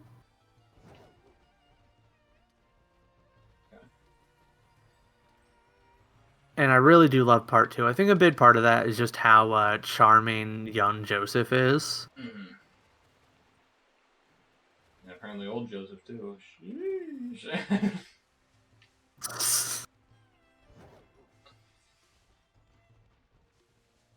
Yeah, I do really like part two. I think how short part two is overall, I think is also a big benefit in its favor. It has like the one story it tells it really well, and then it gets out of there. I mean, it spins its wheels for a little bit at the start, but like basically once the three main pillar men are introduced, it is just like banger chapter after banger chapter. Yeah. And I really love part two. Also, I'm pretty sure this is a hot take, but the best JoJo opening is part two's. Sorry, not sorry. That's not a hot take, brother. Is it not a hot take? Okay. I thought people were like it. I thought people were like in love with part three's opening. So. I mean, part three is a great opening as well. JoJo community does not dislike any of the parts openings, basically. Okay, that's good. I do agree that I do basically enjoy all of them, but part two's opening is definitely my favorite. And Joseph is maybe my favorite JoJo. I think part 5 is my favorite opening. Fighting Gold. First one or second one? Fighting Gold. That is really good. And plus, it's made by the same guy who did the part 2 opening, so.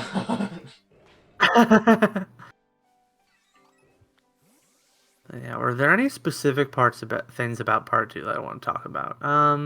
No, because I don't really have any new thoughts on part 2, because we talked about this before, because I've watched like part 1 and 2 in the anime like a long time ago. So I don't really have too many new thoughts about part 2.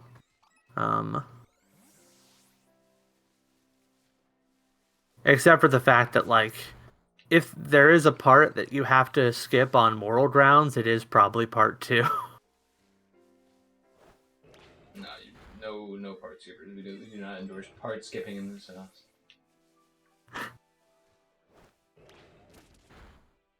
No, I do not endorse it. I'm just saying if there's one that you have to, it would be this one. But yeah, part 2. Nazi in it, doesn't mean you have to condemn the whole thing. Oh yeah, no, of course not. I love part 2, and I honestly think that character is also pretty good. And I think, in particular, one of the I don't know, one thing that's really interesting to me about JoJo's in general is just how it's like, how honestly it tends to look at things sometimes. Yeah. And it just does not care. It's not like it treats him like a good guy. But he teams up against like something that will kill the human race, essentially, at least what he thinks. It's not like this Nazi's a real good guy. like he still does evil shit before he teams up with him. So Yeah.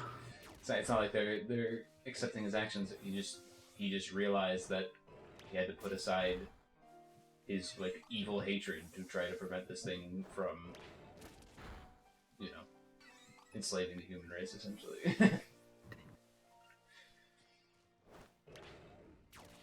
It's a powerful little message.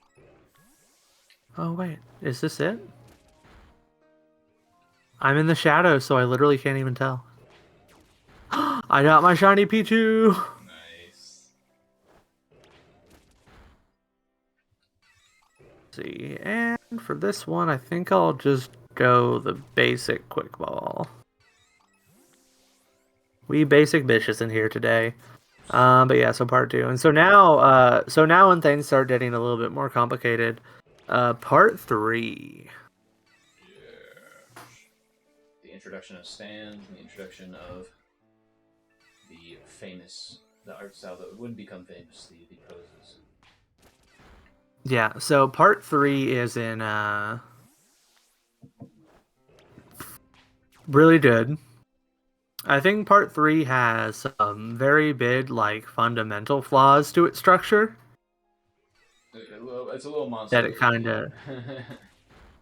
I wouldn't even say that it's Monster of the Wiki. I would just say that, there's, like, a certain portion of it where, like, it really starts to drag. And I don't think it's because it's Monster of the Wiki. I think it's just because it kind of feels like it starts spinning its wheels a little bit. Oh yeah, they have to get every single... They have to get through all the tarot cards, like... Yeah.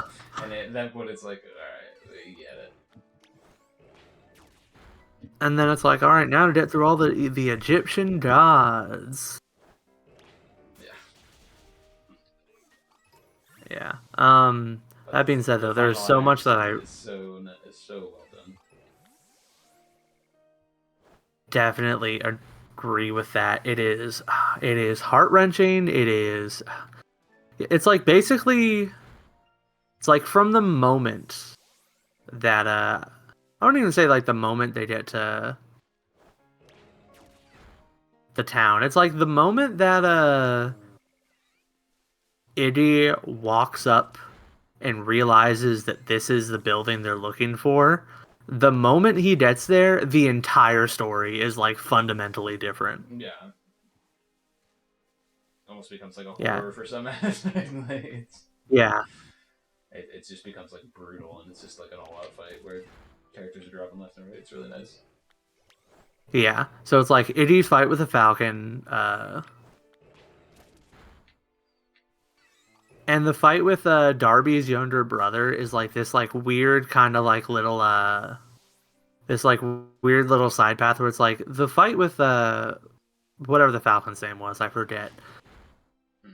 It's like in tone and like intensity, like that definitely ratchets things up, but then it like kind of takes a little break for a minute. Oh, shiny Pichu. But the entire time, what? I just got my shiny Pichu. Oh heck yeah. Damn. But like the entire time, like that little break is happening, there's this kind of like tension to it that I really like that the younger Darby fight gives. Mm-hmm. Where it's like it's like we do not know what is happening with Abdal and Polnareff in this exact moment. And while we're having like this little fight, it's like this is probably the last time that that your death will not be swift and brutal.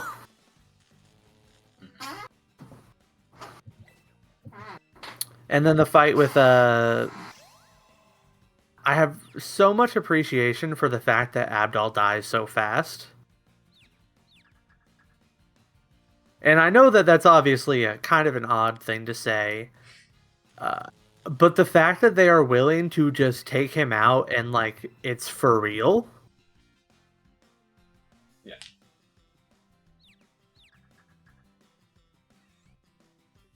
Like it's absolutely one of those like really hit you moments, because it's like Abdal's death isn't even that sad because it comes out of nowhere and the action starts up right afterwards. Mm-hmm. But like it puts this entire thing over the rest of the fight, and especially like I was definitely crying by the end of that fight, over like Polnareff and Iggy, and oh god, such a good fight. Yeah. And that was like the B story. I know, and then immediately after that we have the fight with Dio, and it's just like, well, here we go. And also the fact that so much of the fight with Dio is so funny too. I still like the you know how Dio how Polnareff approaches the stairs or whatever. Yeah. And how it's a meme how Dio paused time and like moved him down the stairs. Yeah, it's literally funny. just like so funny. I yeah, the fact that it's willing to go for comedy in those moments, I have so much appreciation for.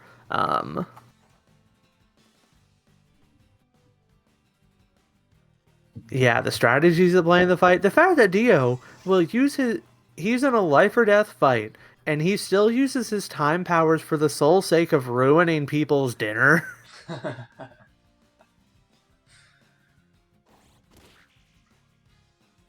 Like, absolutely fantastic. Okay, Peachy, you're pissing me off.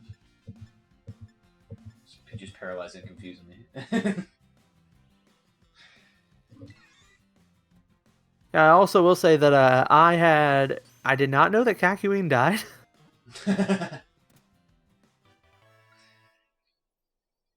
Yeah, he died figuring out how the power works, so Yeah. his death set in motion the events that made our heroes win, so. Yeah, just absolutely fantastic fight. And I do really like part 3, especially in the ending. It really brings it together. Not a huge fan of all the middle parts, although I do love Whole Horse. Whole Horse is great. I actually really like Abdal as a character and the way he interacts with Polnareff. Yeah. On my first watch through, all of the part 3 mains I feel like are great. Yeah. Like originally on my initial watch through, I really did not like Abdal's fake out death. Mm-hmm. It felt pretty cheap. And this is also part of this was also because I knew that he was alive, because I'd already known that he dies in the fight with Vanilla Ice. That was something I'd already kind of been spoiled on, just like by watching stuff about part 3 over the years. Mm-hmm. So like on my first watch through, like that part felt pretty cheap. But especially on like the reading of it, the chapter where he comes back, and the fact that all of them use that opportunity to play a prank on Polnareff, and that they were all just like kind of like not lying, or like lying / just not telling him / just letting him go on thinking what he's thinking for like what, a solid week just to mess with him.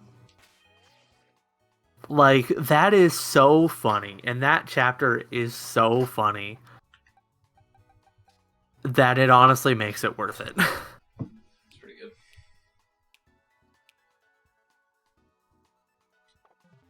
good. Yeah. And Polnareff is also just as a character great.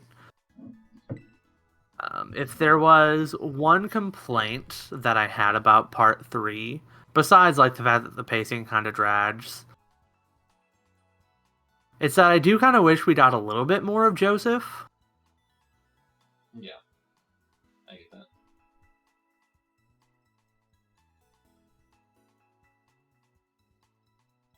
Yeah, because it's kind of like, yeah, he's there, and he has like a fight that he does alone, and then one fight that he does with Abdal. Which, that fight is great too, by the way. I think I was actually sending you screen caps from that chapter. Yeah, it's a great one. Yeah. But part of me really wishes we had more Joseph, but also that's he got a whole part to himself. So like the fact that like that's a complaint I have, I think says more about how good the rest of it is than how bad it is necessarily, if you get what I mean. Mm. It's also like, because it definitely feels like JoJo's, when they leave their parts, become better characters, I guess. At least from the perspective of like Jotaro, 100% feels like in the parts that he appears in that aren't part 3, he feels like a way better character than he does in part 3. And that's not to insult his character in part 3. I think it's fine. Yeah, But like when in it's part well, 4 and 6 when he appears, it's like he feels like a more solid character.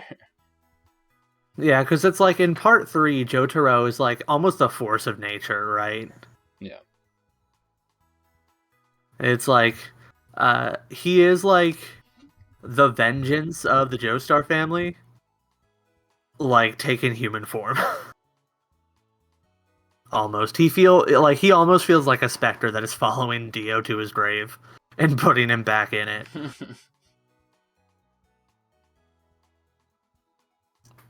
And like when you compare that to like him in part 4, where he is like the cool uncle, or well, cool nephew, I guess.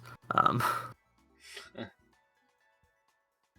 and he takes on this like real mentorship role. Or you compare it to like part 6, where he is like an estranged father who is like making the same exact mistake that we've seen like several other adults make throughout the course of the series. Yeah.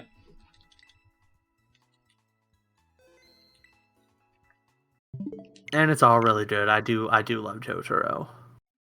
Oh, and he died. I'm going to check my other game because I went to check my Pokemon Home and there were some Pokemon missing in there that I'm like, they better be in my Pokemon Sword or I'm gonna be real pissed.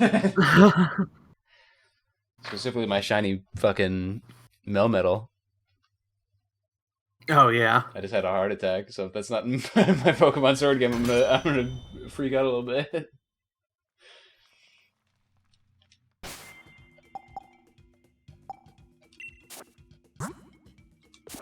Yeah.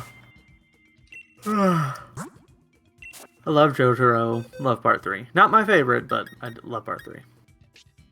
Okay, he isn't. Anyway, so Pokemon Sword, thank God. yeah, so the reason that okay, good. Right. And now, if you were wondering why part 2 isn't my favorite part anymore, it's because of part 4. It's all part 4's fault. 100% part 4. I absolutely loved part 4. Maybe not from beginning to end, but like I don't know, like once you're like a dozen chapters in, it's like okay, yeah, this is the best JoJo part. I think you can think that, yeah. Like, boy howdy, I love part 4.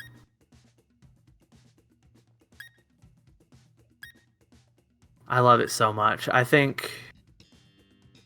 Let me just try to gather my thoughts here.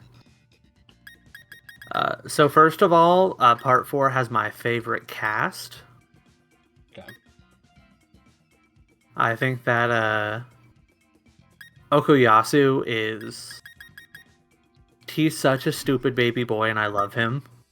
He has got nothing going on up there, but everything that he does have going on, I love. I think a moment lives rent free in my brain.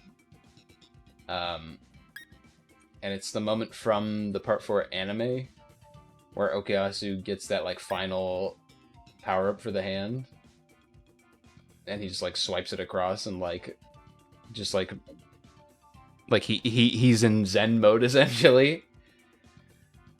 Like that moment lives rent free in my fucking brain for all eternity.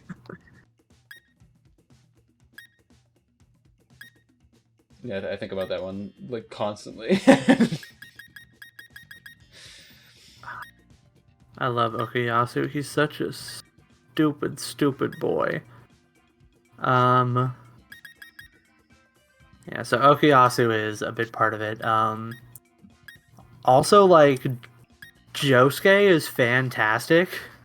Yeah. I think, like, as a character, like, the way he compares to other characters as well, his relationship with Joseph is super interesting. His relationship with Jotaro is fantastic. Um, like, him and Koichi, him and Okuyasu, him and Rohan, who I love so very much, they hate each other with You everything ain't they the only have. one. Ooga. Fucking when the creator of the series draws fanfic of him in the character. It's still the fucking funniest shit. Listen, I am a Jotaro and Rohan shipper. Let's just ignore the fact that I think Rohan is like way older than him. I'm just waiting for the day you get to part 9 for one specific reason. That's gonna be so fucking funny to talk about. Okay, It's in relation to I can't Rohan, wait. so it's fucking hilarious. uh, But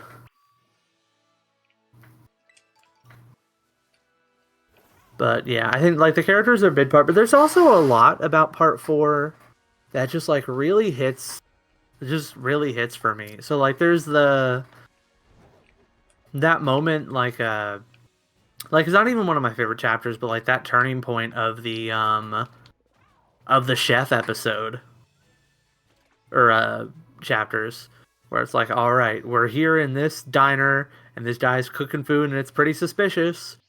And the surprise is that he has a stand that just cooks delicious food that makes you feel better. yeah. And like the moment like that happens, there's like this huge switch that flips for part 4 where it's like you never know what's going to happen, but you also don't know that everything that's going to happen is going to be bad. And I think that especially compared to like the life or death odysseys that like part 5, part 2 and part 3 are, like the fact that sometimes good things happen in part 4 like makes a big difference in my book The fact to that me for there's just like just a random alien in part 4 that's never talked about again. I love him so much. That chapter where he starts throwing up while he's in dice form. And Jojo's like, no, no, no, no, no, no, no, no. Oh, it's so good.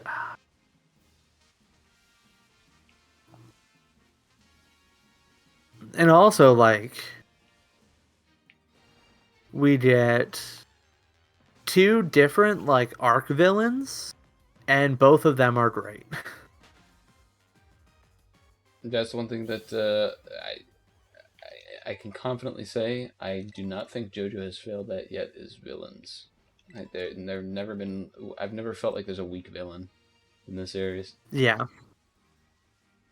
So Yeah, I think, like, both the Chili Pepper kind of arc of the series as well as the Kira arc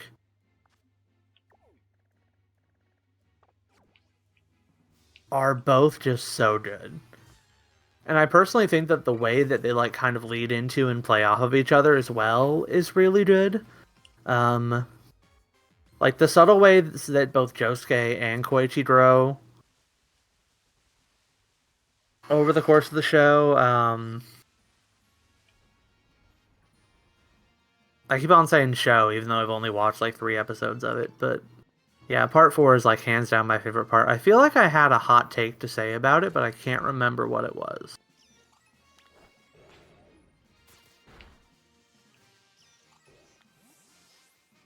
I feel like I might have had some more complex things to say about like all that in it, but they're not coming to me at the moment. Yeah, Part 4 is just really nice aesthetic to it and everything, and like the powers are all like it's JoJo before the powers got truly deranged. Part 5 is when they started getting fucking insane. Like so. Oh yeah.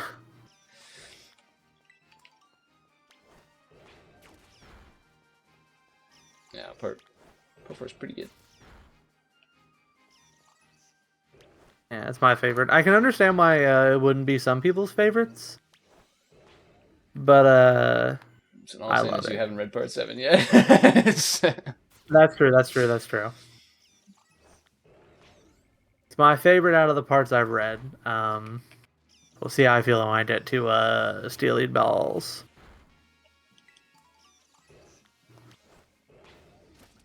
And then part 5.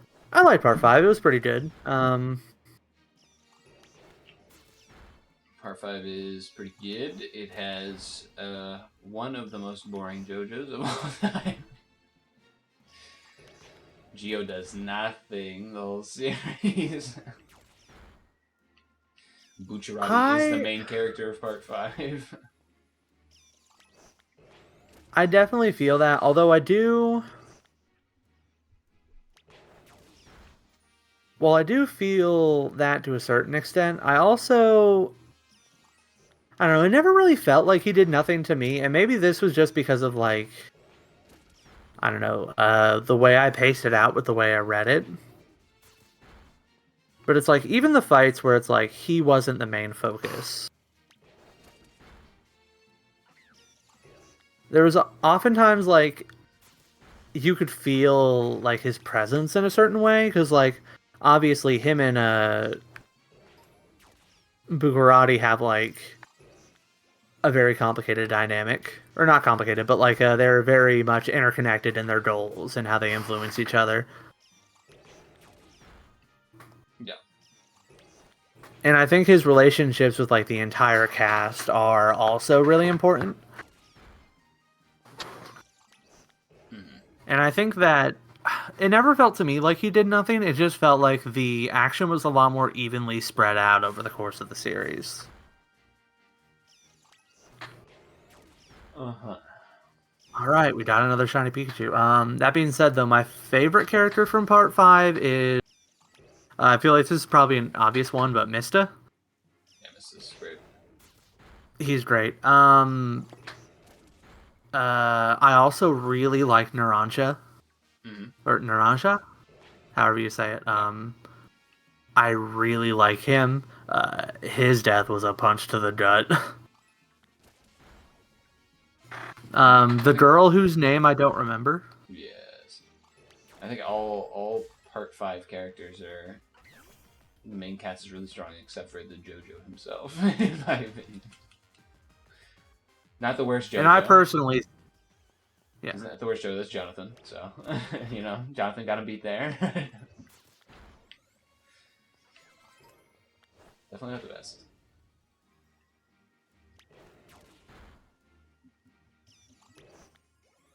And I've said this to like Jesse before, who Jesse disagrees with me on this at this point. I've talked to him about it before, but I think he's literally just like if Jonathan was supplemented into Part 5, essentially. Oh, okay. That's okay, you just reminded me. Okay, so there was a big talking point for Part 6, and it's also, or for Part 5, I mean, and why I like Giorno so much. So Giorno feels to me like if Dio and Jonathan had a kid. And that makes sense. So like if you had, Giorno to me feels like a character with all of the heart and kindness of, well, basically all the JoJos. Feels like you had, like, you know, that Joestar kindness, but with Dio's ambition. That makes sense. His father is Dio in Jonathan's body, so... Yeah, so like for me, that was kind of and so like that kind of framework was how I went into the series a lot of, because like early on you find out that his goal is to be like the top of the Italian underworld so he can stop the drugs. and also be like a force for good in people's lives with that power. And so instantly it's like, okay, so this is like if Dio was actually a Joestar. It's like Jonathan's kindness, but with Dio's ambition. And I think that when like you're kind of reading all of the actions he takes in the series and how he interacts with others through that lens, and for me, I find it incredibly engaging. I think that the way he uses his powers is really interesting. The relationships he forms with Bukarati in particular, but like, you know, the small ways he interacts with the rest of the cast, like I think it's all really good, and I do really like him. I would put him above Part 3 Jotaro. Yeah, honestly, that is fair, because Part 3 Jotaro is when Jotaro's weak set. Yeah. Part 4, Part 6 Jotaro clears easy, though. So I think that is fair. But yeah. Also, maybe my favorite final villain? Ooh, shiny normal Raichu. Heck yeah. Yeah, maybe my favorite normal villain. Diavolo. Yes,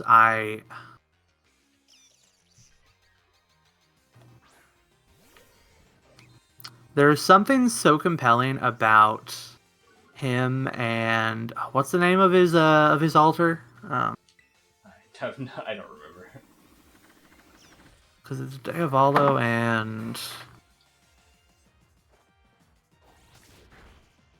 I don't know, but basically like those two sides to him and how they interact. Like they're both really interesting. And I think in particular, like the fact that we are for the third series in a row having a villain whose ultimate power is control over time. But not exactly.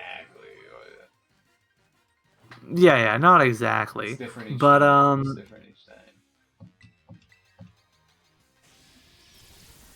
Well, yeah, of course it's different each time. That's why they're changing the time. But yeah, I think he's incredibly engaging as a villain.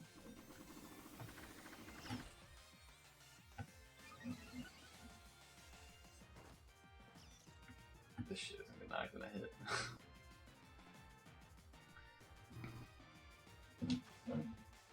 And his fights are really good. And like, if there's, that being said, I also, again, I don't think this is very much of a hot take, but I am not a huge fan of the ending sequence of events in Part 5.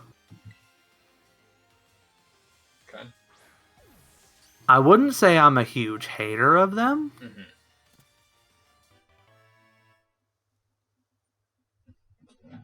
But not a huge fan.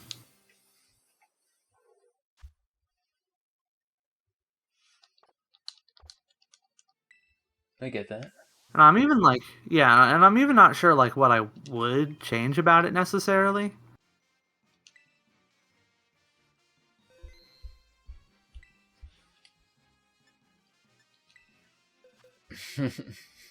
It does just like, it does kind of feel like a bummer to me that but this is also part of one of those like things where it's like, yeah, I want this, but that's also maybe not the point of the story. It is kind of a bummer to me that we never get to beat Diavolo in a fight, so to speak.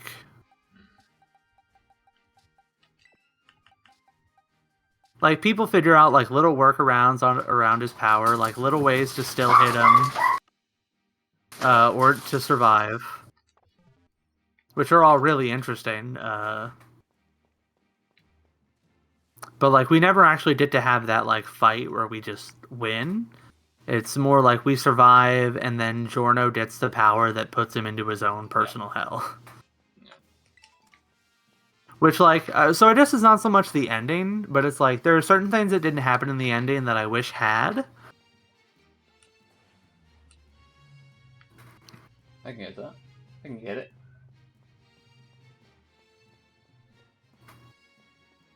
But also at the same time, I can also kind of appreciate why they maybe weren't there.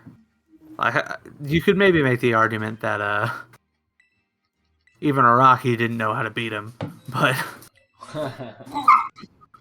I don't think I would make that argument. But it's definitely an argument you could make. Welcome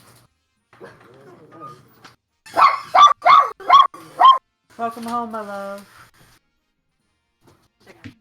Cool. Put in a hamburger helper tonight. That's good with you. Yo, the hamburger helper. Thank you so much. I love you.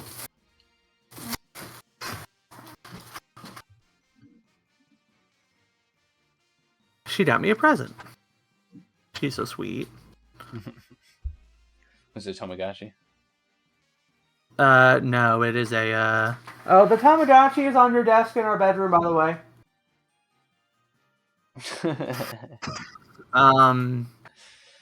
So the other day we decided to get one of those Pokemon Lego sets. Not Lego, but Mega Blocks. Just because like it looked like it'd be fun to put together. It's basically the same as a Lego set, where it's like a bunch of pieces and there's like instructions. So it's like a 3D puzzle that you get a like semi-good looking figure out of at the end. So we got the bigger one that was a Ninetales and Voltix, and then there was a smaller one where it was a Squovit. But for some reason, all the Squovits were in level balls, except for one of the Squovits was in a Premier Ball.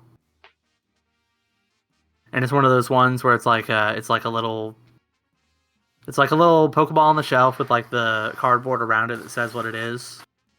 And then the pieces are inside for you to put together and make the figure. Gotcha. And so I'm like, oh, yeah, so it's a Squovit, one of my favorite Gen 8 Pokemon, and one of my favorite Pokeballs, so I'm going to get this one. And then we open it up, and it was a Morpeko in there, and it just had the wrong packaging on. I was devastated. Get trolled. I actually wasn't planning to replace it, but Alexa did for me. Oh yeah, so what was I saying about Diabolo in the ending? You were saying you there's things that you wish that could have happened that didn't. Yeah.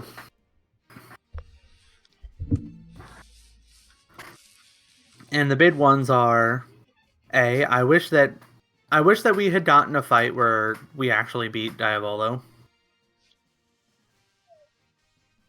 Mm-hmm. I wish that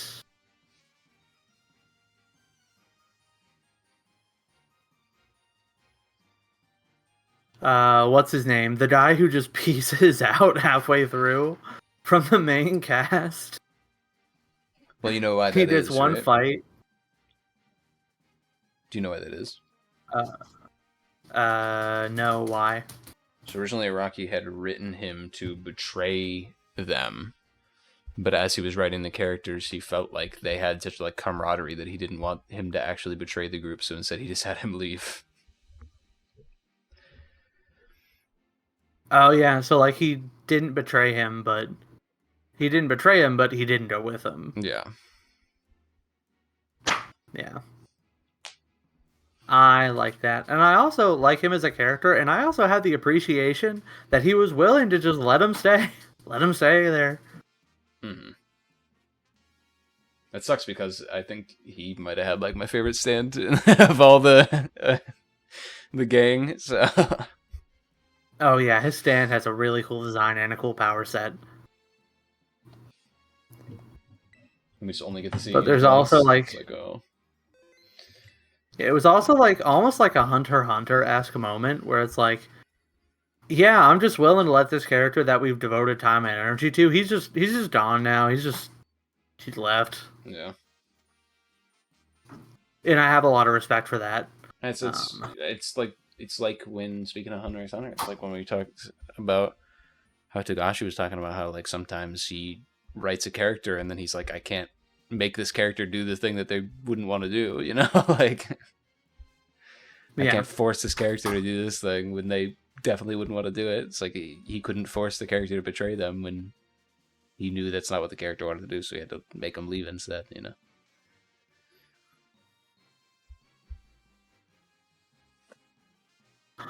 Another shiny Mimikyu.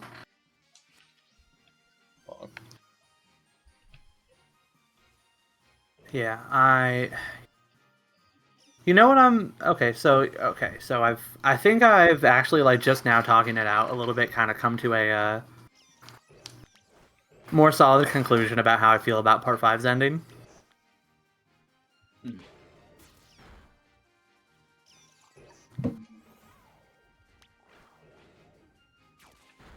And that's that I like it. I mean, obviously, it's a very complicated ending. Yeah. And it's so weird. I can't wait to see your reaction to Part 6's ending, bro. If you're calling Part 5 I'm excited to get there.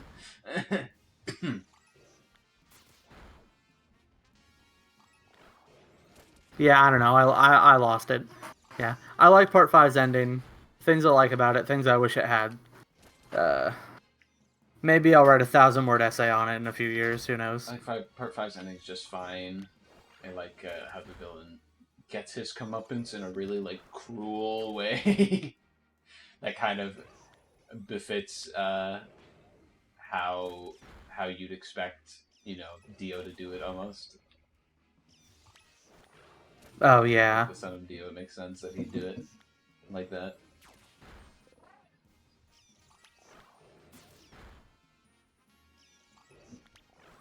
Yeah. I also like how it almost feels like a... Like, what I really like about Part 5 is how, like, mechanically, it kind of feels like the entire series has been leading up to that moment. Obviously not, like, necessarily narratively, but, like, mechanically. Especially with, like, the way that stands, like, are, like, built so, like, on top of each other constantly. I can't wait till you read the end of Part 6, brother. Everything you're saying is like verbatim Part 6.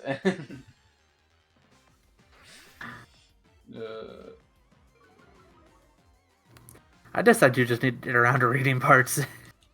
Yeah, I love Part 5. I love the characters. I think Part 5 is... Part 5 also has the single best stand battle, in my opinion, of the series. Okay, which one? The fight on the train. That's a good one, yeah. It's pretty good. I don't know if I think overall, but yeah, that's a pretty good one. I'm trying to think what else I'd consider better than it, though.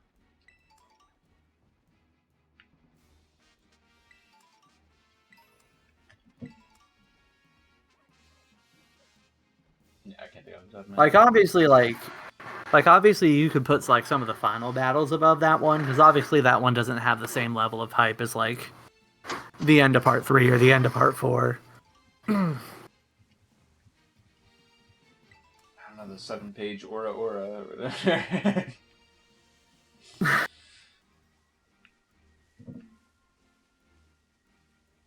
But I think like that battle on the train is so good, and I think in general, the stand battles have just gotten better and better as the series went on, for the most part.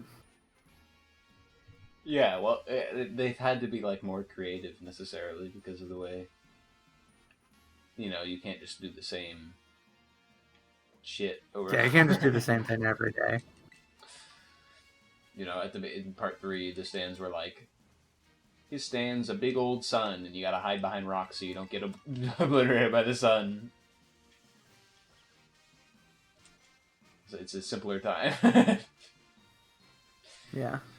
Stands in Part 6 are like, what if we had Mickey Mouse?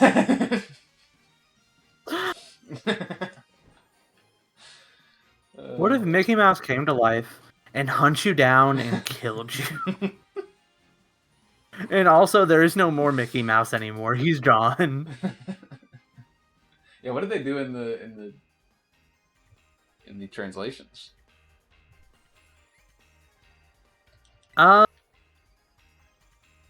Some of the characters they name explicitly, and some of them they just refer to vaguely. Like, where's the mouse?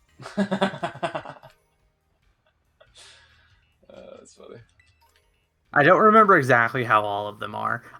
They might say Disneyland by name, but I don't exactly remember. There's a quote. There's a quote from Hermes, I think, where she said, it's a great quote from. It has to be the fans translation where it's like you can't have Disneyland without fucking Mickey Mouse or something like that, and there's no way that shit made it into the real translation. It's like one of the greatest quotes from part 6. So. I forget. I remember people being mad about it because, like, obviously in the anime they aren't fucking drawn like Disney characters. They should though.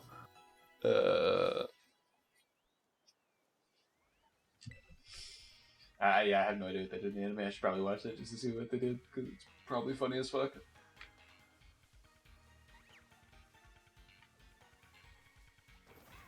Yeah, I do want to go through and watch the animes. I haven't just because I don't have a lot of time to like watch things.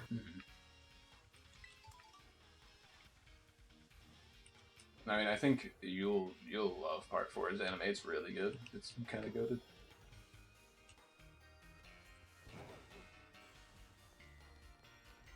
Yeah, I watched a couple episodes of it, and I like it a lot. Like I said, that because of the anime, that the Okuyasu like Zen moment where he powers up at the end, like still lives rent free in my head.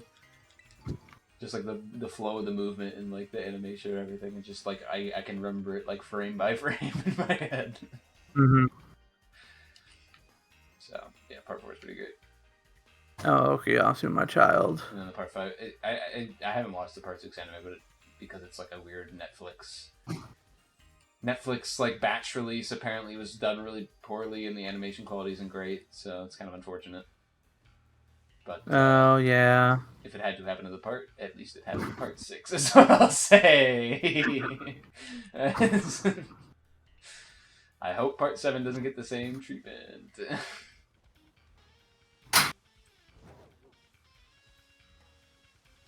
hopefully not.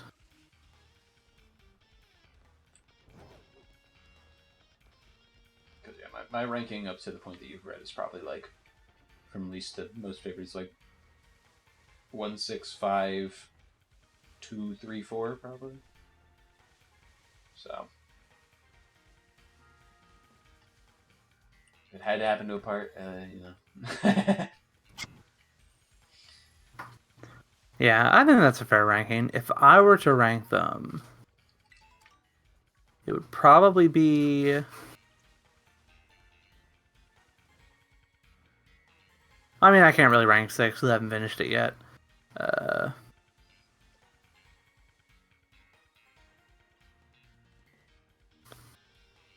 So I'd probably go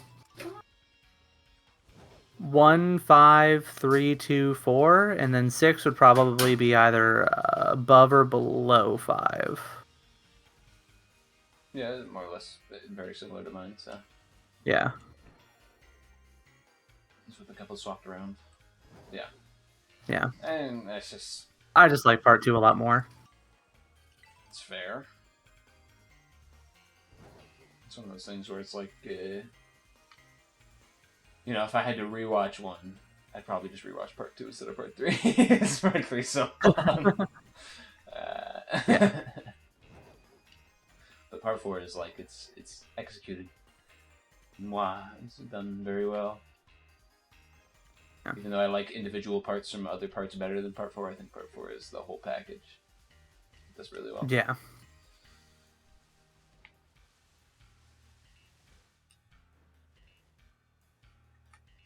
Another thing. So this is something I kind of realized partway through part 4 is that I absolutely love the mechanical layout of stands. Mm-hmm. Like, there's the fact, obviously, that they all have strengths and weaknesses and whatnot. And they technically have braiding scales that, like, are there but don't, like, super matter. Because most of that stuff is all, like, intuitive or whatnot. But I love the way that, like, just, like, seeing a stand and its basic applications, like, the moment you see a stand, it reveals so much about the person. It's one of those things where it's like we're so spoiled by like Nen. It's such a good system that it's like you don't realize that when other systems are also like good. Yeah. Like something that really hits me to like these stands are actually like really powerful tools for a conveying character was like Rohan Kishibe in like his limited appearances before the Alley Girl shows up and after.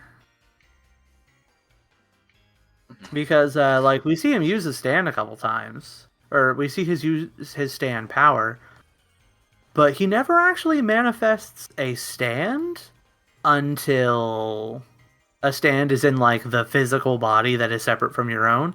Yeah. We never see him manifest one of those until afterwards. Yeah. Fair. And that was one of the big moments for me that was like, oh wait. These stands actually have like a lot going into them. Mm-hmm. So it's like you even think, because it's like, yeah, it's like the stands are like a manifestation of your fighting spirit, I think. Yeah. And so like the way that these stands manifest in different ways and have different levels of power, kind of based on like what kind of person you are, is just really interesting to me, because it's like you see a character like Whole Horse who is like surprisingly brave, but like at heart he's a chicken. So like if he had more like fighting spirit to him, his stand would probably be like a lot like Polnareff's, except it is holding a gun as opposed to just being able to summon a gun. Mm-hmm. And I think that fact is like a huge like element of like revealing a part of the character just by like the way their stand manifests.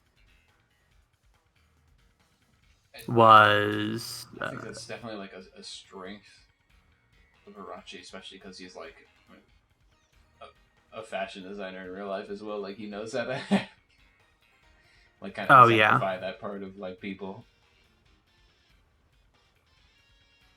Mm-hmm.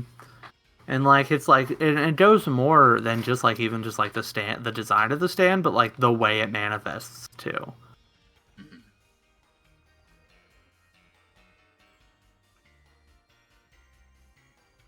And so, oh yeah, also second best dojo opening, Crazy Noisy Bizarre Town.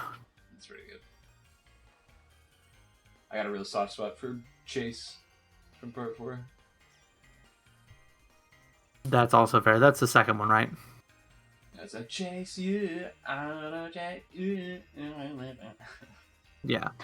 Even that one is probably also the worst song in that part, but I got a soft spot for it. It's like I don't necessarily like the song, but boy, does that chorus hit. I mean, Crazy Noisy and Breakdown are both like kind of goated. So. Breakdown.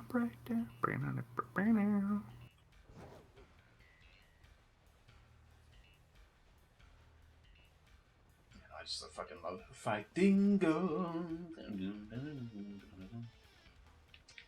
That one sends me for it.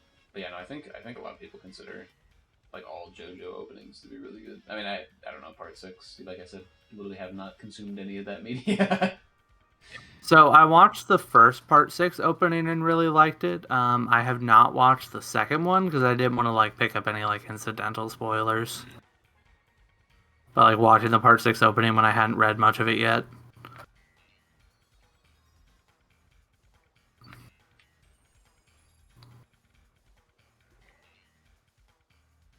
Also, really interesting to go back and watch some like of the videos that I had like watched back in the day about like different JoJo parts. Because like originally, I'd planned to never watch or read the series.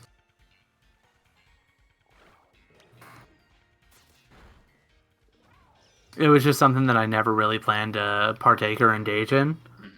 So originally, I'm just like, yeah, sure, I'll watch this Mother's Basement video about the openings. Yeah, sure, I'll watch these Super Eye Patch Wolf reviews. Mother's Basement.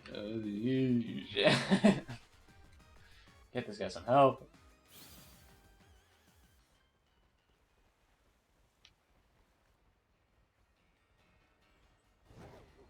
And let's see. Oh, do JoJo stands still just like universally hate him?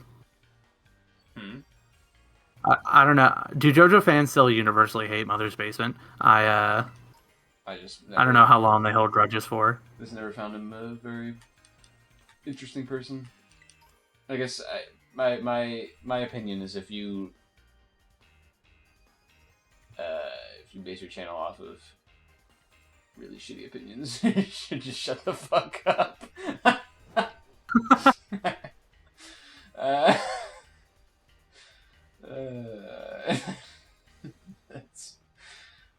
That's what I'll say on that.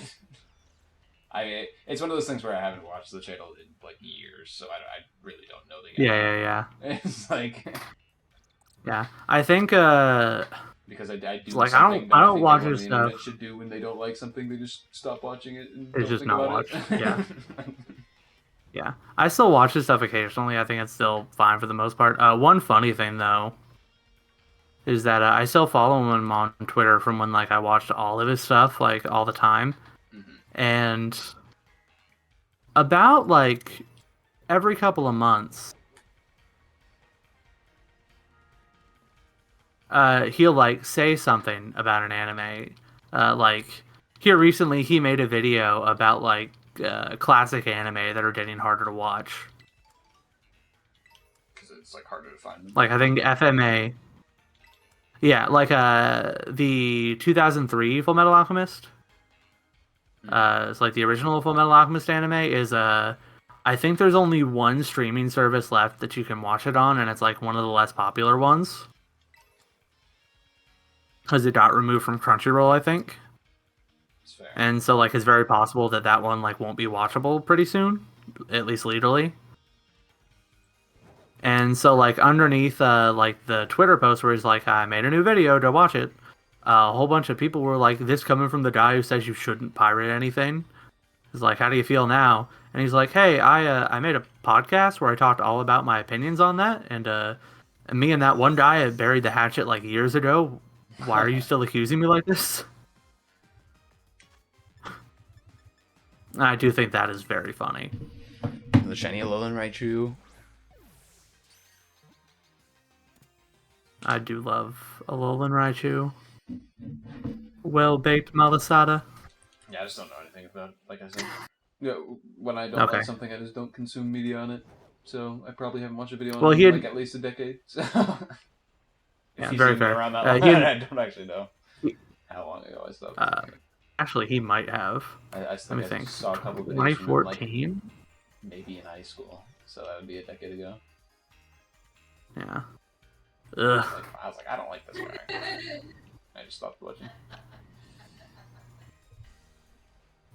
He's the MatPat of anime YouTube. That's very much how I think. Yes. No, it's literally true. He used to write videos for film theory. That's fucking funny. Very funny. Matthew, Patrick. Yeah, I'll give credit where credit's due. Don't say that. I'll give credit where credit's due. Everything I heard about MatPat, like after like the 7 different incidents where he was just like a horrible, shitty person, was like him turning his life around. So I'll give credit where credit is due. It sounded like he became a better person towards the end. So yeah, it's like, okay, here's like, I can't say this for sure, but it feels to me like a lot of the early like gaming and anime YouTubers, and maybe not early, but like the when we were in high school types, who like built their brand off of like uh being either intelligent or being like a little pretentious or a lot pretentious. Like the people who built those brands, Yeah, Game Grumps. like like That is brain blasted I you think apparently with that joke. have they ever? They've never been pretentious. They don't even think. No, yes, it's the joke. Is that every Game Grumps video is them going But, stick balls like. and they're still good. What was it? Oh yeah. So a lot of the people who had like kind of built their brands off of being like somewhat pretentious and like owning it, of like like trying to make content that is like about something that's unimportant, but like still like from like a vaguely intelligent place. A lot of them kind of started to be threatened as like the actual like the video essay started to take off. And so like you had these like really long, really big, like well-researched videos that were coming out fairly regularly. And a lot of those people started acting like even bigger pretentious pricks because they kind of felt threatened. Either literally they felt threatened, or it was like just kind of like something that they like were naturally falling into to like try and find a place. Mm-hmm. And then a couple years later, they kind of like started to realize that like, oh no, my niche still exists. I do not have to be like this. Why was I like this? That is entirely unscientific. That is 100% vibes based on my memories of the recent past. Good vibes. And that is based pretty much solely off of Matt Pat, Mother's Basement, and I think a couple others that I cannot think of at this precise moment.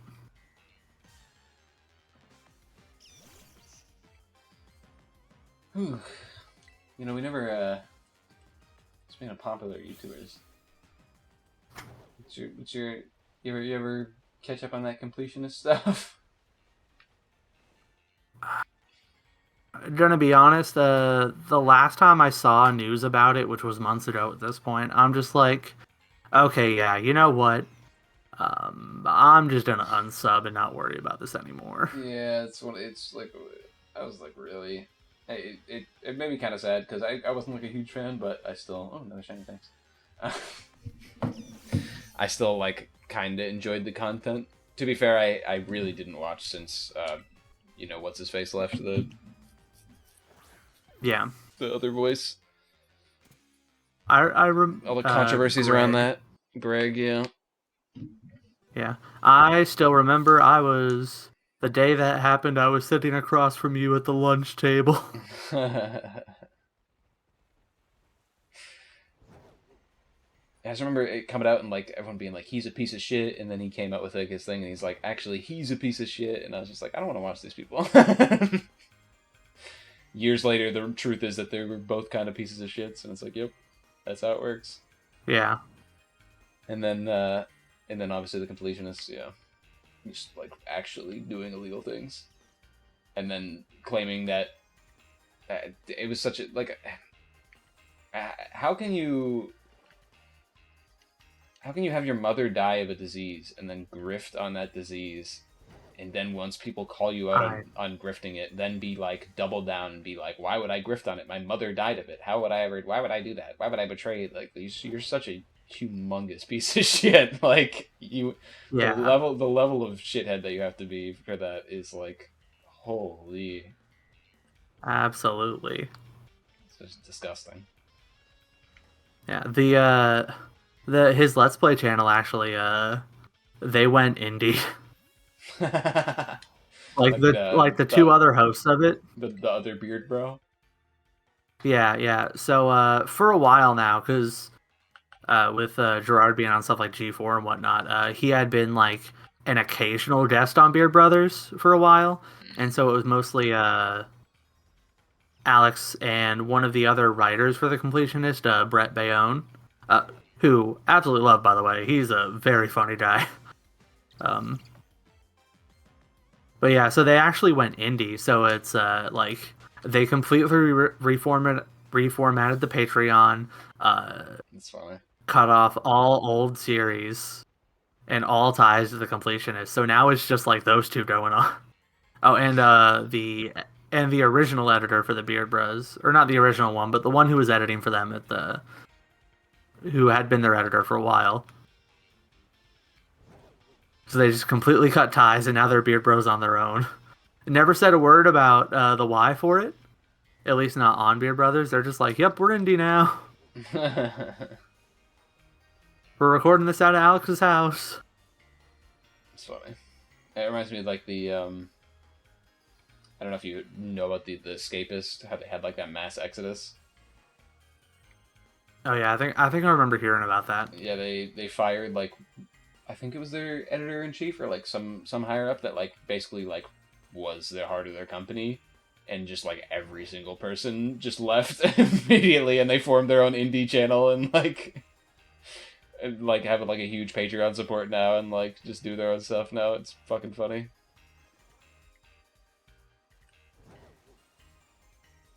Including like Yahtzee Cross, who's like really famous around the internet for his like reviews and shit. So you lose that. That was pretty much what was keeping the Escapist up. So see you later, dying news channel. I will not read for you.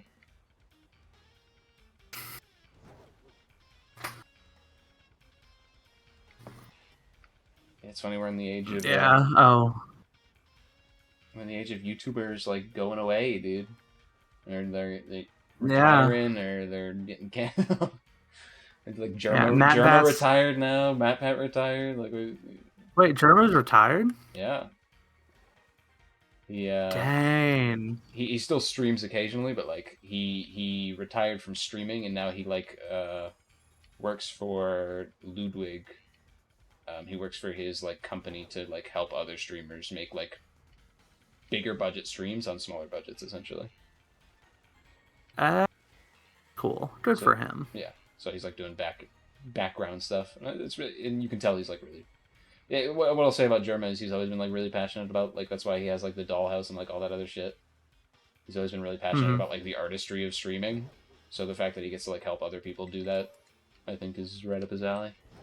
So a lot of people are sad that he's like not streaming anymore, but I think he's doing what he really wants to do. So I'm like, good for him. Yeah, man. Now where are we doing? Am I going to get reaction gifs of a streamer that I'm never going to watch? Northern Line's the new Germa now, so hop on. Yeah. Good for him though. And then there are some channels we wish would go away. Did you hear about the PokeTuber who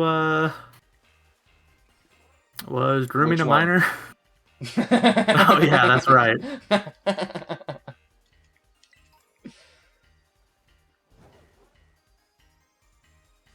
Remember there was one, it was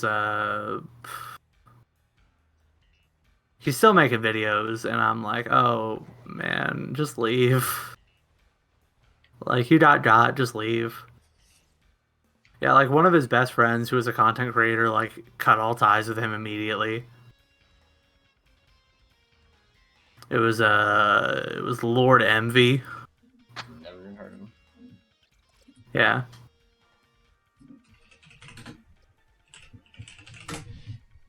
And it was really funny, because, like, I saw some comments or, like, tweets, and they were like, how could Pokeaim and Blunder not have known anything? Why would they not say anything? And someone responded like, what, do you think he was just like getting into Discord calls with them and bragging about grooming a minor?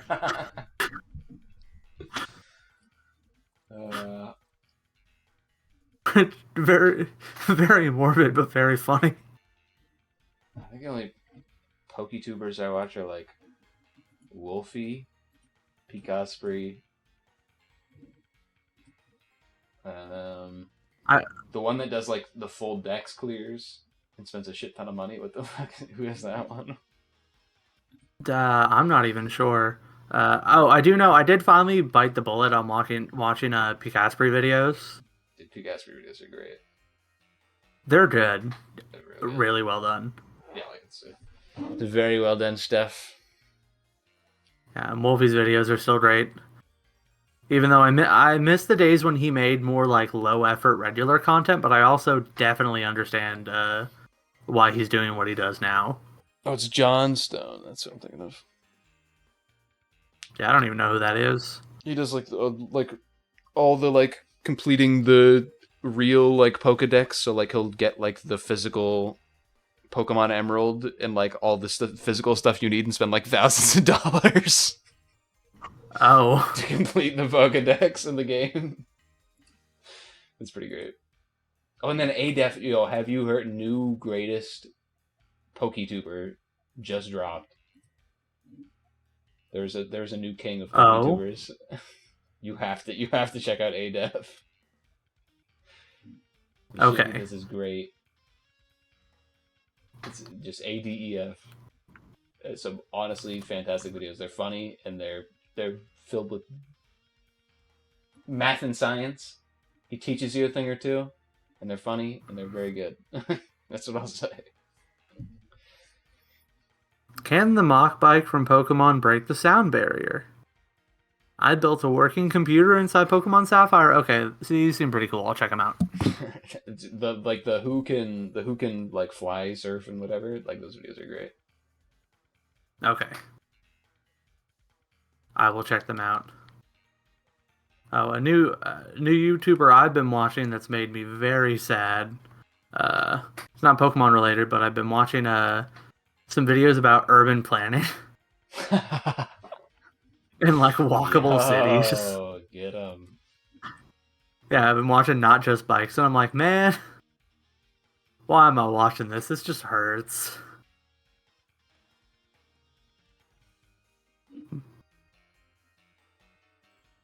It's like I watch I went down to like the vivarium rabbit holes where like people make vivariums where they like put like animals inside and stuff. Mm-hmm. And it's like so many of those channels are just like, you can tell these people do not give a fuck about the animal. They're just doing it for like the views and shit, or like, and there's like one or two I found where it's like they seem like really genuine, and like the rest of them are just like all pieces of shit. Yeah. It's like, damn.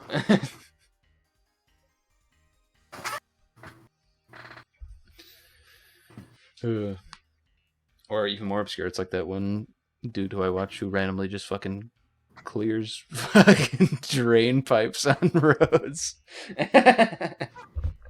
That shit is fucking funny. Post 10, that's what it is. That shit is hilarious. It's literally just a dude going out to roads and clearing fucking leaves off of drains. Or like clearing out like drainage things underneath roads so that they can get water to go through them. Shit's funny. Honestly, a hero. He's great. Just like hour-long videos of like him just fucking pumping shit out of gutters.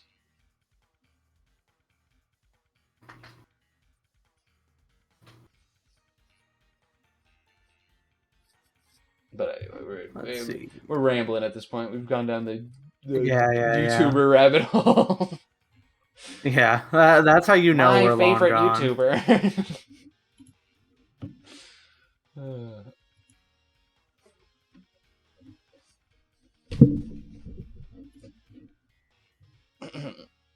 That's how you know we don't got nothing else to talk about. But hey, it was a let's see.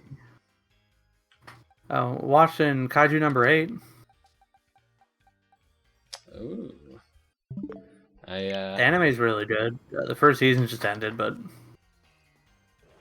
yeah, I read that a while ago for a bit, but I kind of ended up dropping it.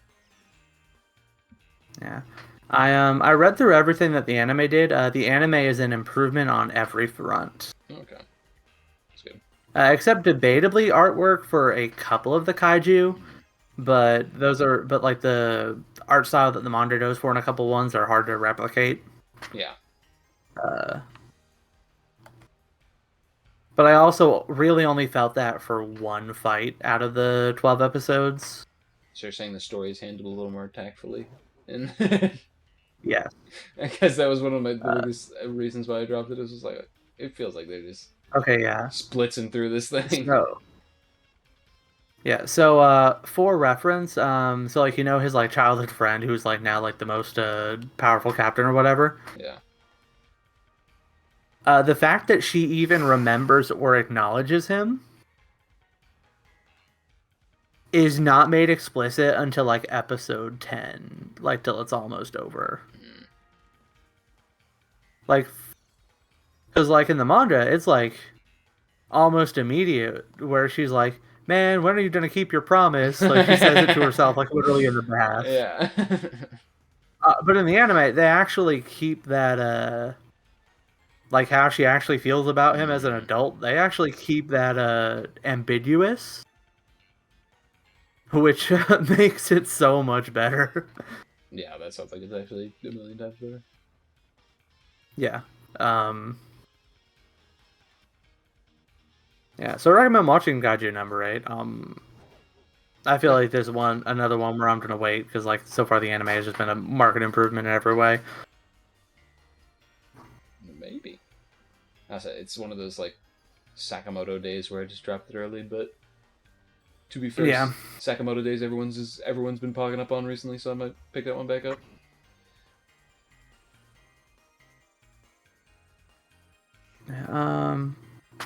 Oh yeah, there's that new the new anime that you'd probably like, Plus Size Elf. Have you heard of it? Seems right up your alley. Excuse me? Yeah, you haven't heard anything about it? This is the guy who fucking gushed for me for weeks on end about fucking Princess Pillow fucker. And it's like... Okay, listen, Sleepy Princess in the Demon Castle is a fundamentally different product, okay? And it's like, Sleepy Princess in the you Demon Castle like the is plus a size elf fantastic comic. anime. Dudes out here like, the sleepy elf girl.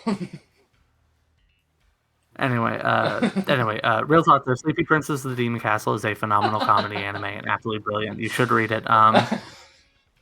Anyway, the funny thing about Plus Size Elf is that well, you should I read had seen, fucking like, Vinland Saga. Hurry up! listen, it's on my computer. It's downloaded. I just have to figure out how these Manga Reader apps work, which I will sit down and do eventually. I bought it off of the Humble Bundle. I was honestly thinking of going into some Urasawa works soon. Going back and reading some Urasawas. Because the only one I've ever read is Monster, and Monster's goated. But maybe I'll check out some other ones. Ooh, another shiny, Oh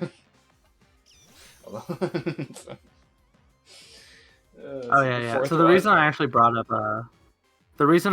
up Plus Size Elf was something funny, where there were clips of it that were getting put across my Twitter, and so the manga doesn't have nudity, but the anime does. Huh?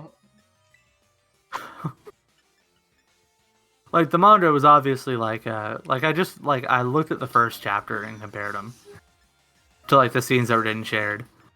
And, like, the first chapter of the manga doesn't have any nudity. Like, it's obviously, like, an ecchi. But the anime adds in a lot of nudity. You're saying plus-sized elf? Yeah, it's called Plus-Sized Elf. You're saying something called plus-sized Yes. elf is an ecchi. I know, you never would have expected it. So you're saying Pillow Princess... Elf Princess isn't an ecchi. No, okay, listen. Sleepy Princess in the Demon Castle is incredibly wholesome.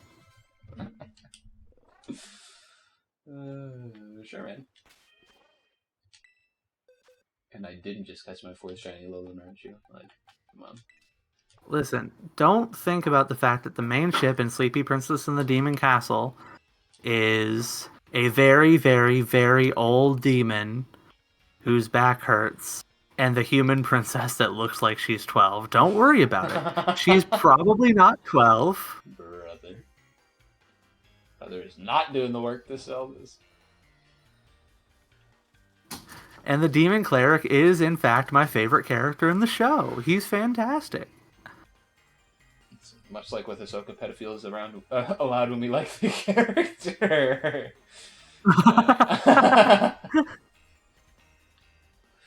No, for real though. Oh, Sleepy God. Princess and We're Demon with the Castle is joking kids very now. wholesome and very good.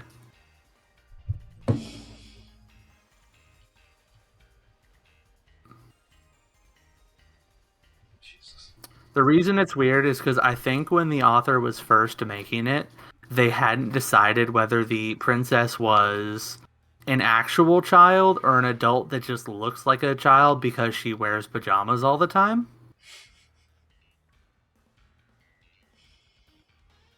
Uh-huh. And so as a result, when you look at the context of some of the earlier chapters, it seems a little weird. Yeah, that's just a fan in general, bro. We were just talking about how One Piece was doing this shit earlier. Oh yeah, that's true.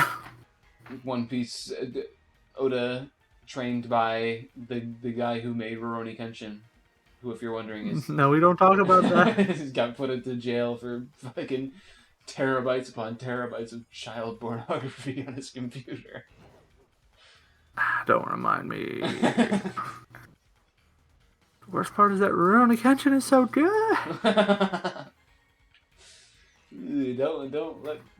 Don't let Twitter know about that take.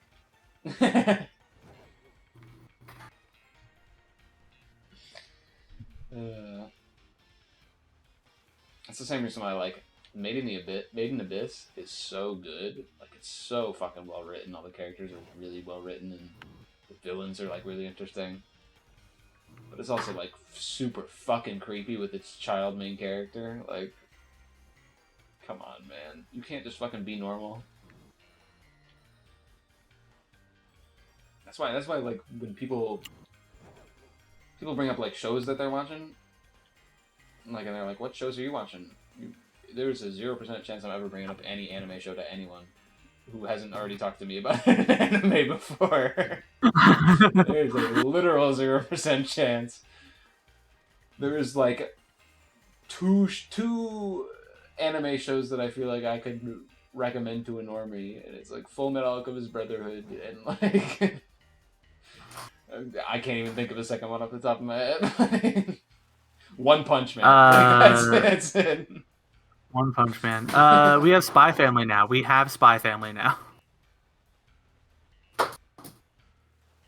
trying to think, does Spy Family do any of the weird animeisms in it? I don't think it does. So, you know, I think it might be a No, Spy Family just never does anything weird with Anya or whatnot. I wasn't even gonna say Anya. I was gonna say like just like the weird animeisms like with the main two. I don't think so. Yeah, like makes Lloyd out to be a pervert or something. Like, oh, another shiny Raichu. Thanks. These things Anyway, are a damn dozen. All right, so what do you mean you're not going to recommend Girls Bravo to a normie? Like, if anybody says you watch anime, what would you recommend? I'm saying Full Metal Alchemist Brotherhood or One Punch Man. That's it. You ain't get nothing else out of me. And even One Punch Man has him having the fucking Opie shirt, and when you get too far, it has a character named fucking Black Sperm.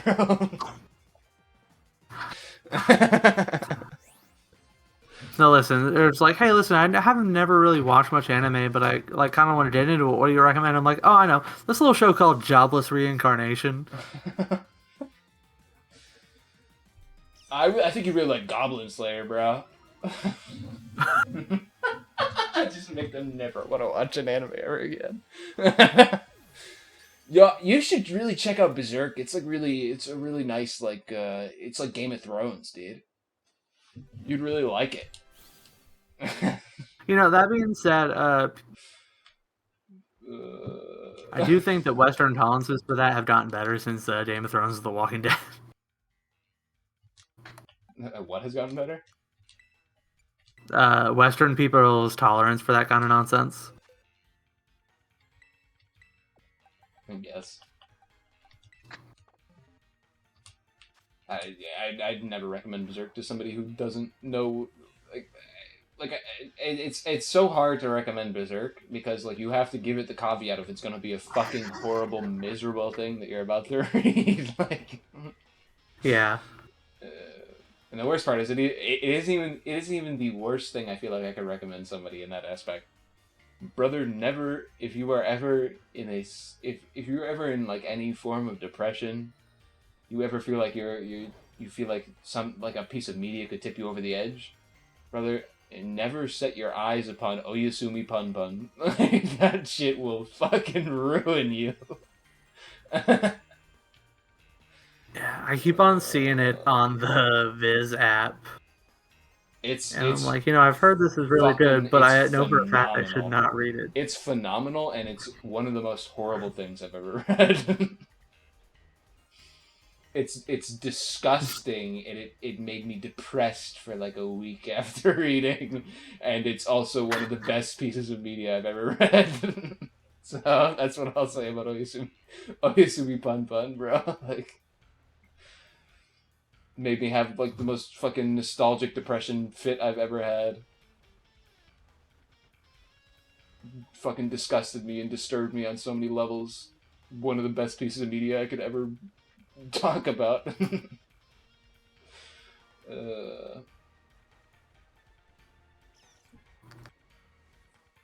So the pains of difficult work. Come on, read Berserk. It's not that bad. Hey, read Berserk. I was talking about that one time we were watching a TikTok of somebody putting together a Berserk figure.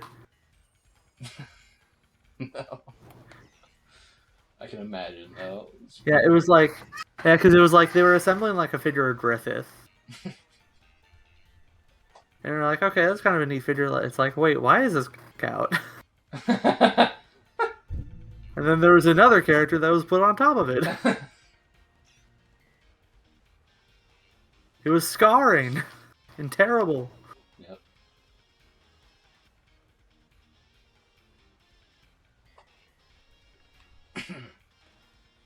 It's like someone watches the first 3 episodes of Full Metal Alchemist, and then they're like, yep, this is as bad as it gets. It doesn't get worse from here, don't worry. The worst part about recommending Full Metal Alchemist is I'd have to be like, hey, by the way, make sure it's Brotherhood. Make sure it ain't the old one. You won't be able to find the old one anyway, according to fucking Mother's Basement, but... Yeah. But make sure it ain't the old one, because that one's more fucked up, bro. Carl Tucker turned himself into a fucking chimera, bro. Oh, yeah. Fucking Rose Here's the thing. falling in love with the main you can character watch for some reason. You can watch like the 5 episodes and then switch to Brotherhood. Yeah, actually, that is the one Brotherhood complaint still to this day is that they cut out the early parts because they're like, everyone who is going to watch Brotherhood had already watched the original, so they already know, we don't have to do the boring early part. It's like, oops. It's like, if you're gonna do it right, just go ahead and do it right. I still love the fact that what's his name, the Chinese guy in Brotherhood just kind of gets introduced with no like no backstory. Yeah. Because the whole point of the original was that he was like a horrible piece of shit who redeemed himself. But you don't get that. Like, literally, they introduce him and they're like, here's a flashback so you know what actually happened. So you know the motivations of this character since we didn't fucking put him in any episodes. Oops. Yuppie. Is that... No, Yuppie. That's fucking Hunter. What the fuck is his name?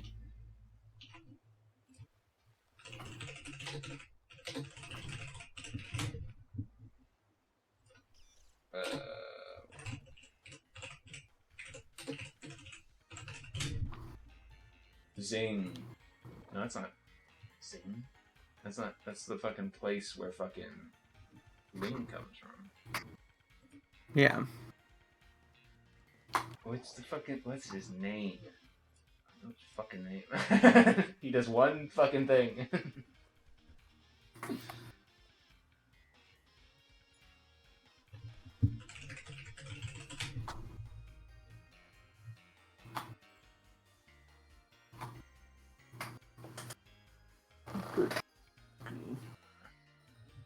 Brotherhood's great. Brotherhood's goated. That's all I can say. Yeah. That's all I can say. For sure. I still get fucking chills when I think about fucking Alphonse walking out of the dust with the Philosopher's Stone to beat Kimberly and Oh, yeah. his ass, bro. Pride. Ah. Shit. That shit still gives me chills, bro. Specifically because fucking Yoki, that's his name. I knew it was close to Yuppie, bro. Especially fucking when lion dude gives the speech. He's like, "Don't you think they want to fucking fight too?" That shit gives me chills. It's actually really funny. It was a few months ago now at this point, but the other day, I forget if I came home or I like came out of the room, and Alexa was out here, and she had just put on like a random episode of Brotherhood, and she's like, "Yeah, I've been thinking about this scene where Greed like rides down this like little tram thing," and so she just watched a random Brotherhood episode, like from near the end, and then that was all she watched. Isn't that when like when Wrath is like, is she talking about like the end where like Wrath is like fucking storming the Capitol? Yeah, so I think it's like right after the second in command from Bridge dies or like almost dies. Yeah. Yeah, and then he asks. Where the tanks are in, yeah. Or whatever. Yeah, and so he's like riding down this like platform. So true. All I'm saying is that's a mark of a good series if I can just remember fucking random nonsense scenes like that. Yeah, man, FMA is so good, so freaking good. Good. It's so good. They were cooking something with that. I never read their other series that they made after it. That was Silver Spoon was the one afterwards, I think.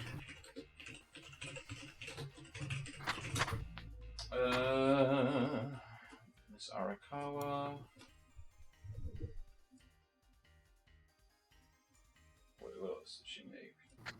It was Raiden 18, that's what it was.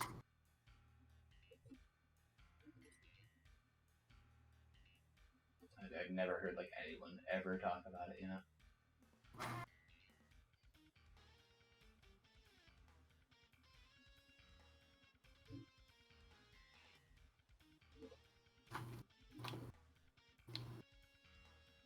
It was released over 16 years, but only released in a single volume. What the fuck?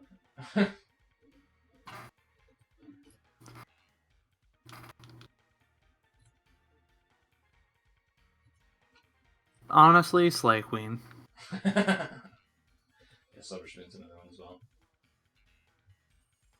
Yeah, because because I was under the impression that after FMA, she just didn't write anything else that was like action or like fantasy, so no one really talked about it. I don't really think she did.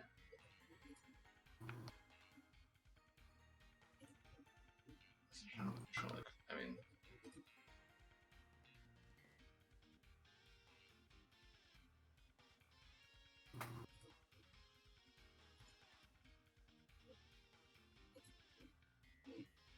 yeah, I don't know if she did. She's quite a few works though.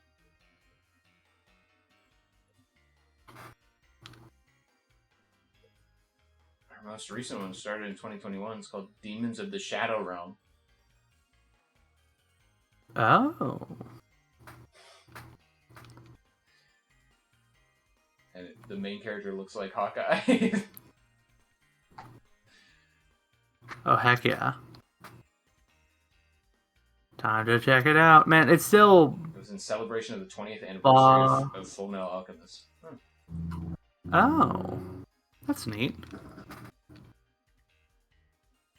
You know, it still boggles the mind that Rumiko Takahashi is still writing manga. Yeah, dude. What is he doing?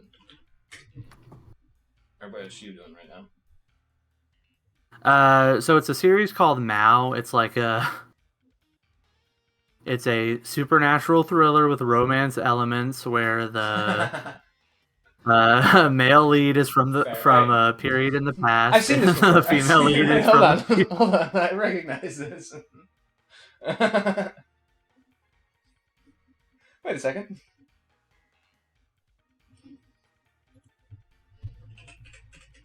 But here's the thing, it's also really good.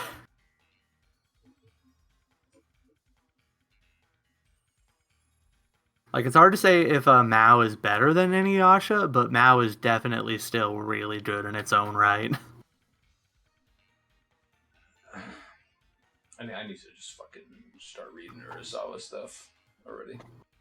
Like I said earlier. Dude's still making bangers, apparently. Like, all of this stuff's apparently great.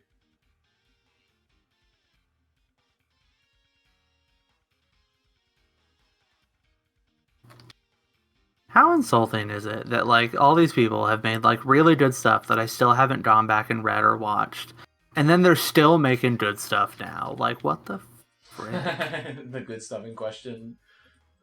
Thick elf or whatever the fuck you were talking about. Plus-sized elf?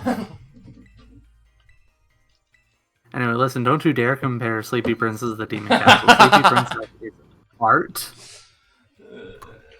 Fucking Stanley from The Office looking ass.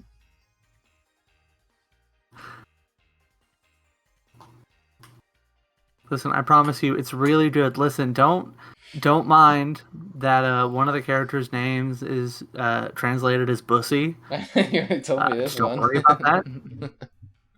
That's basically all I know about the series. My sleepy Lolita elf princess and her friend Bussy. She's not an elf. She's a human. That's the whole point. 1,000-year-old elf Lolita human princess. Very sleepy edition.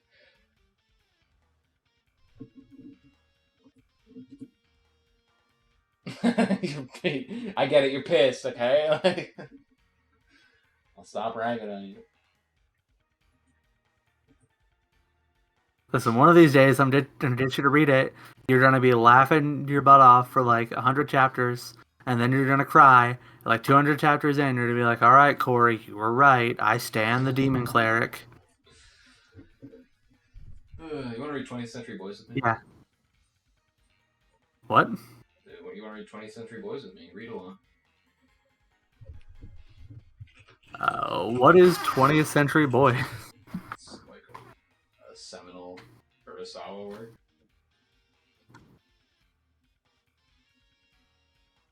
Oh, heck yeah, we should. It's about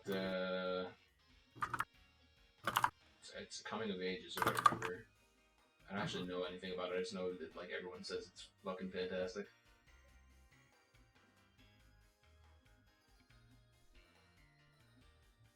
Have you ever read any Urasawa or like watched any Urasawa? Shit bangs. I know I recommended you one before. Yeah, I know you've recommended Monster. I've been recommended Monster by a couple of people. Monster is I still think you'd love Monster. Like, you genuinely would love Monster. Monster has some fucked up shit, but like it's not fucked up to the degree of like really like deranged shit. And it's also like artistically, like it doesn't like show shit. Like, that's horrible. Just horrible shit. Yeah, no, I never read or watched any of his stuff. Yeah, I think Monster, you'd fucking love it. I'm specifically thinking of one character who is like one of my favorite written characters in any manga, who I think you'd love.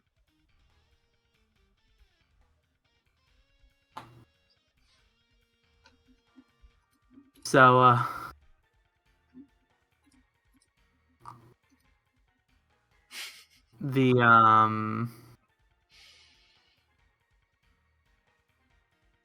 I typed in where to read Monster onto Doodle. And the autocorrect was where to read Monster High comics.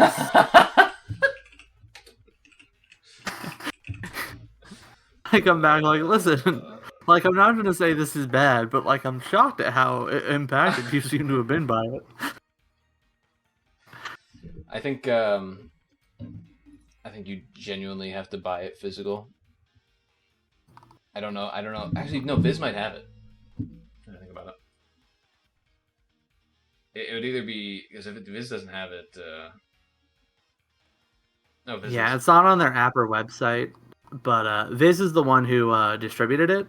Yeah, but it's not on their app or website, so it's it on has Viz's website. I'm looking at it right now.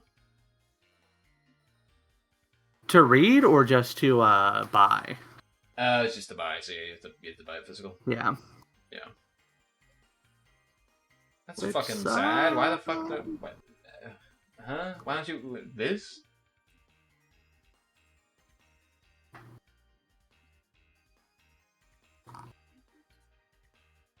Oh, just go to Manga Dex. Manga Dex calls. I could. I honestly should. I will one of these days. I mean, yeah, it's just you either have to buy physical or sail the high seas for that one. Yar har, a pirate's life for me. And it's one of those things where it's like the only physical manga I have is Berserk. Everything else I've just read. I've been a little pirate, hee hee. And it's like it's not like I don't plan on buying it. Like definitely Hunter x Hunter I'm gonna have on my shelf one day. Monster I'm probably gonna have on my shelf one day. Like Kingdom would be great to have on my shelf one day, I feel like, but yeah. it's I'm like sure it'll be super expensive, but it'll be super expensive, and I also need shelf space. So. Yeah. One of these days. Anyway, I think I'm ready to call it here for the stream, unless you want to do like a battle or like something. an hour. Yeah. We've lost the plot too long ago. Yeah. I caught like fucking 5 Alolan Raichus. 6 shiny Alolan Raichus. Yeah, call it now. Thanks for watching my stream. I'm sitting next to a trainer who says, I just love Alola. Me too, buddy. Me too. Alright. You off the stream now? I'm ending it now. Later, stream. Bye.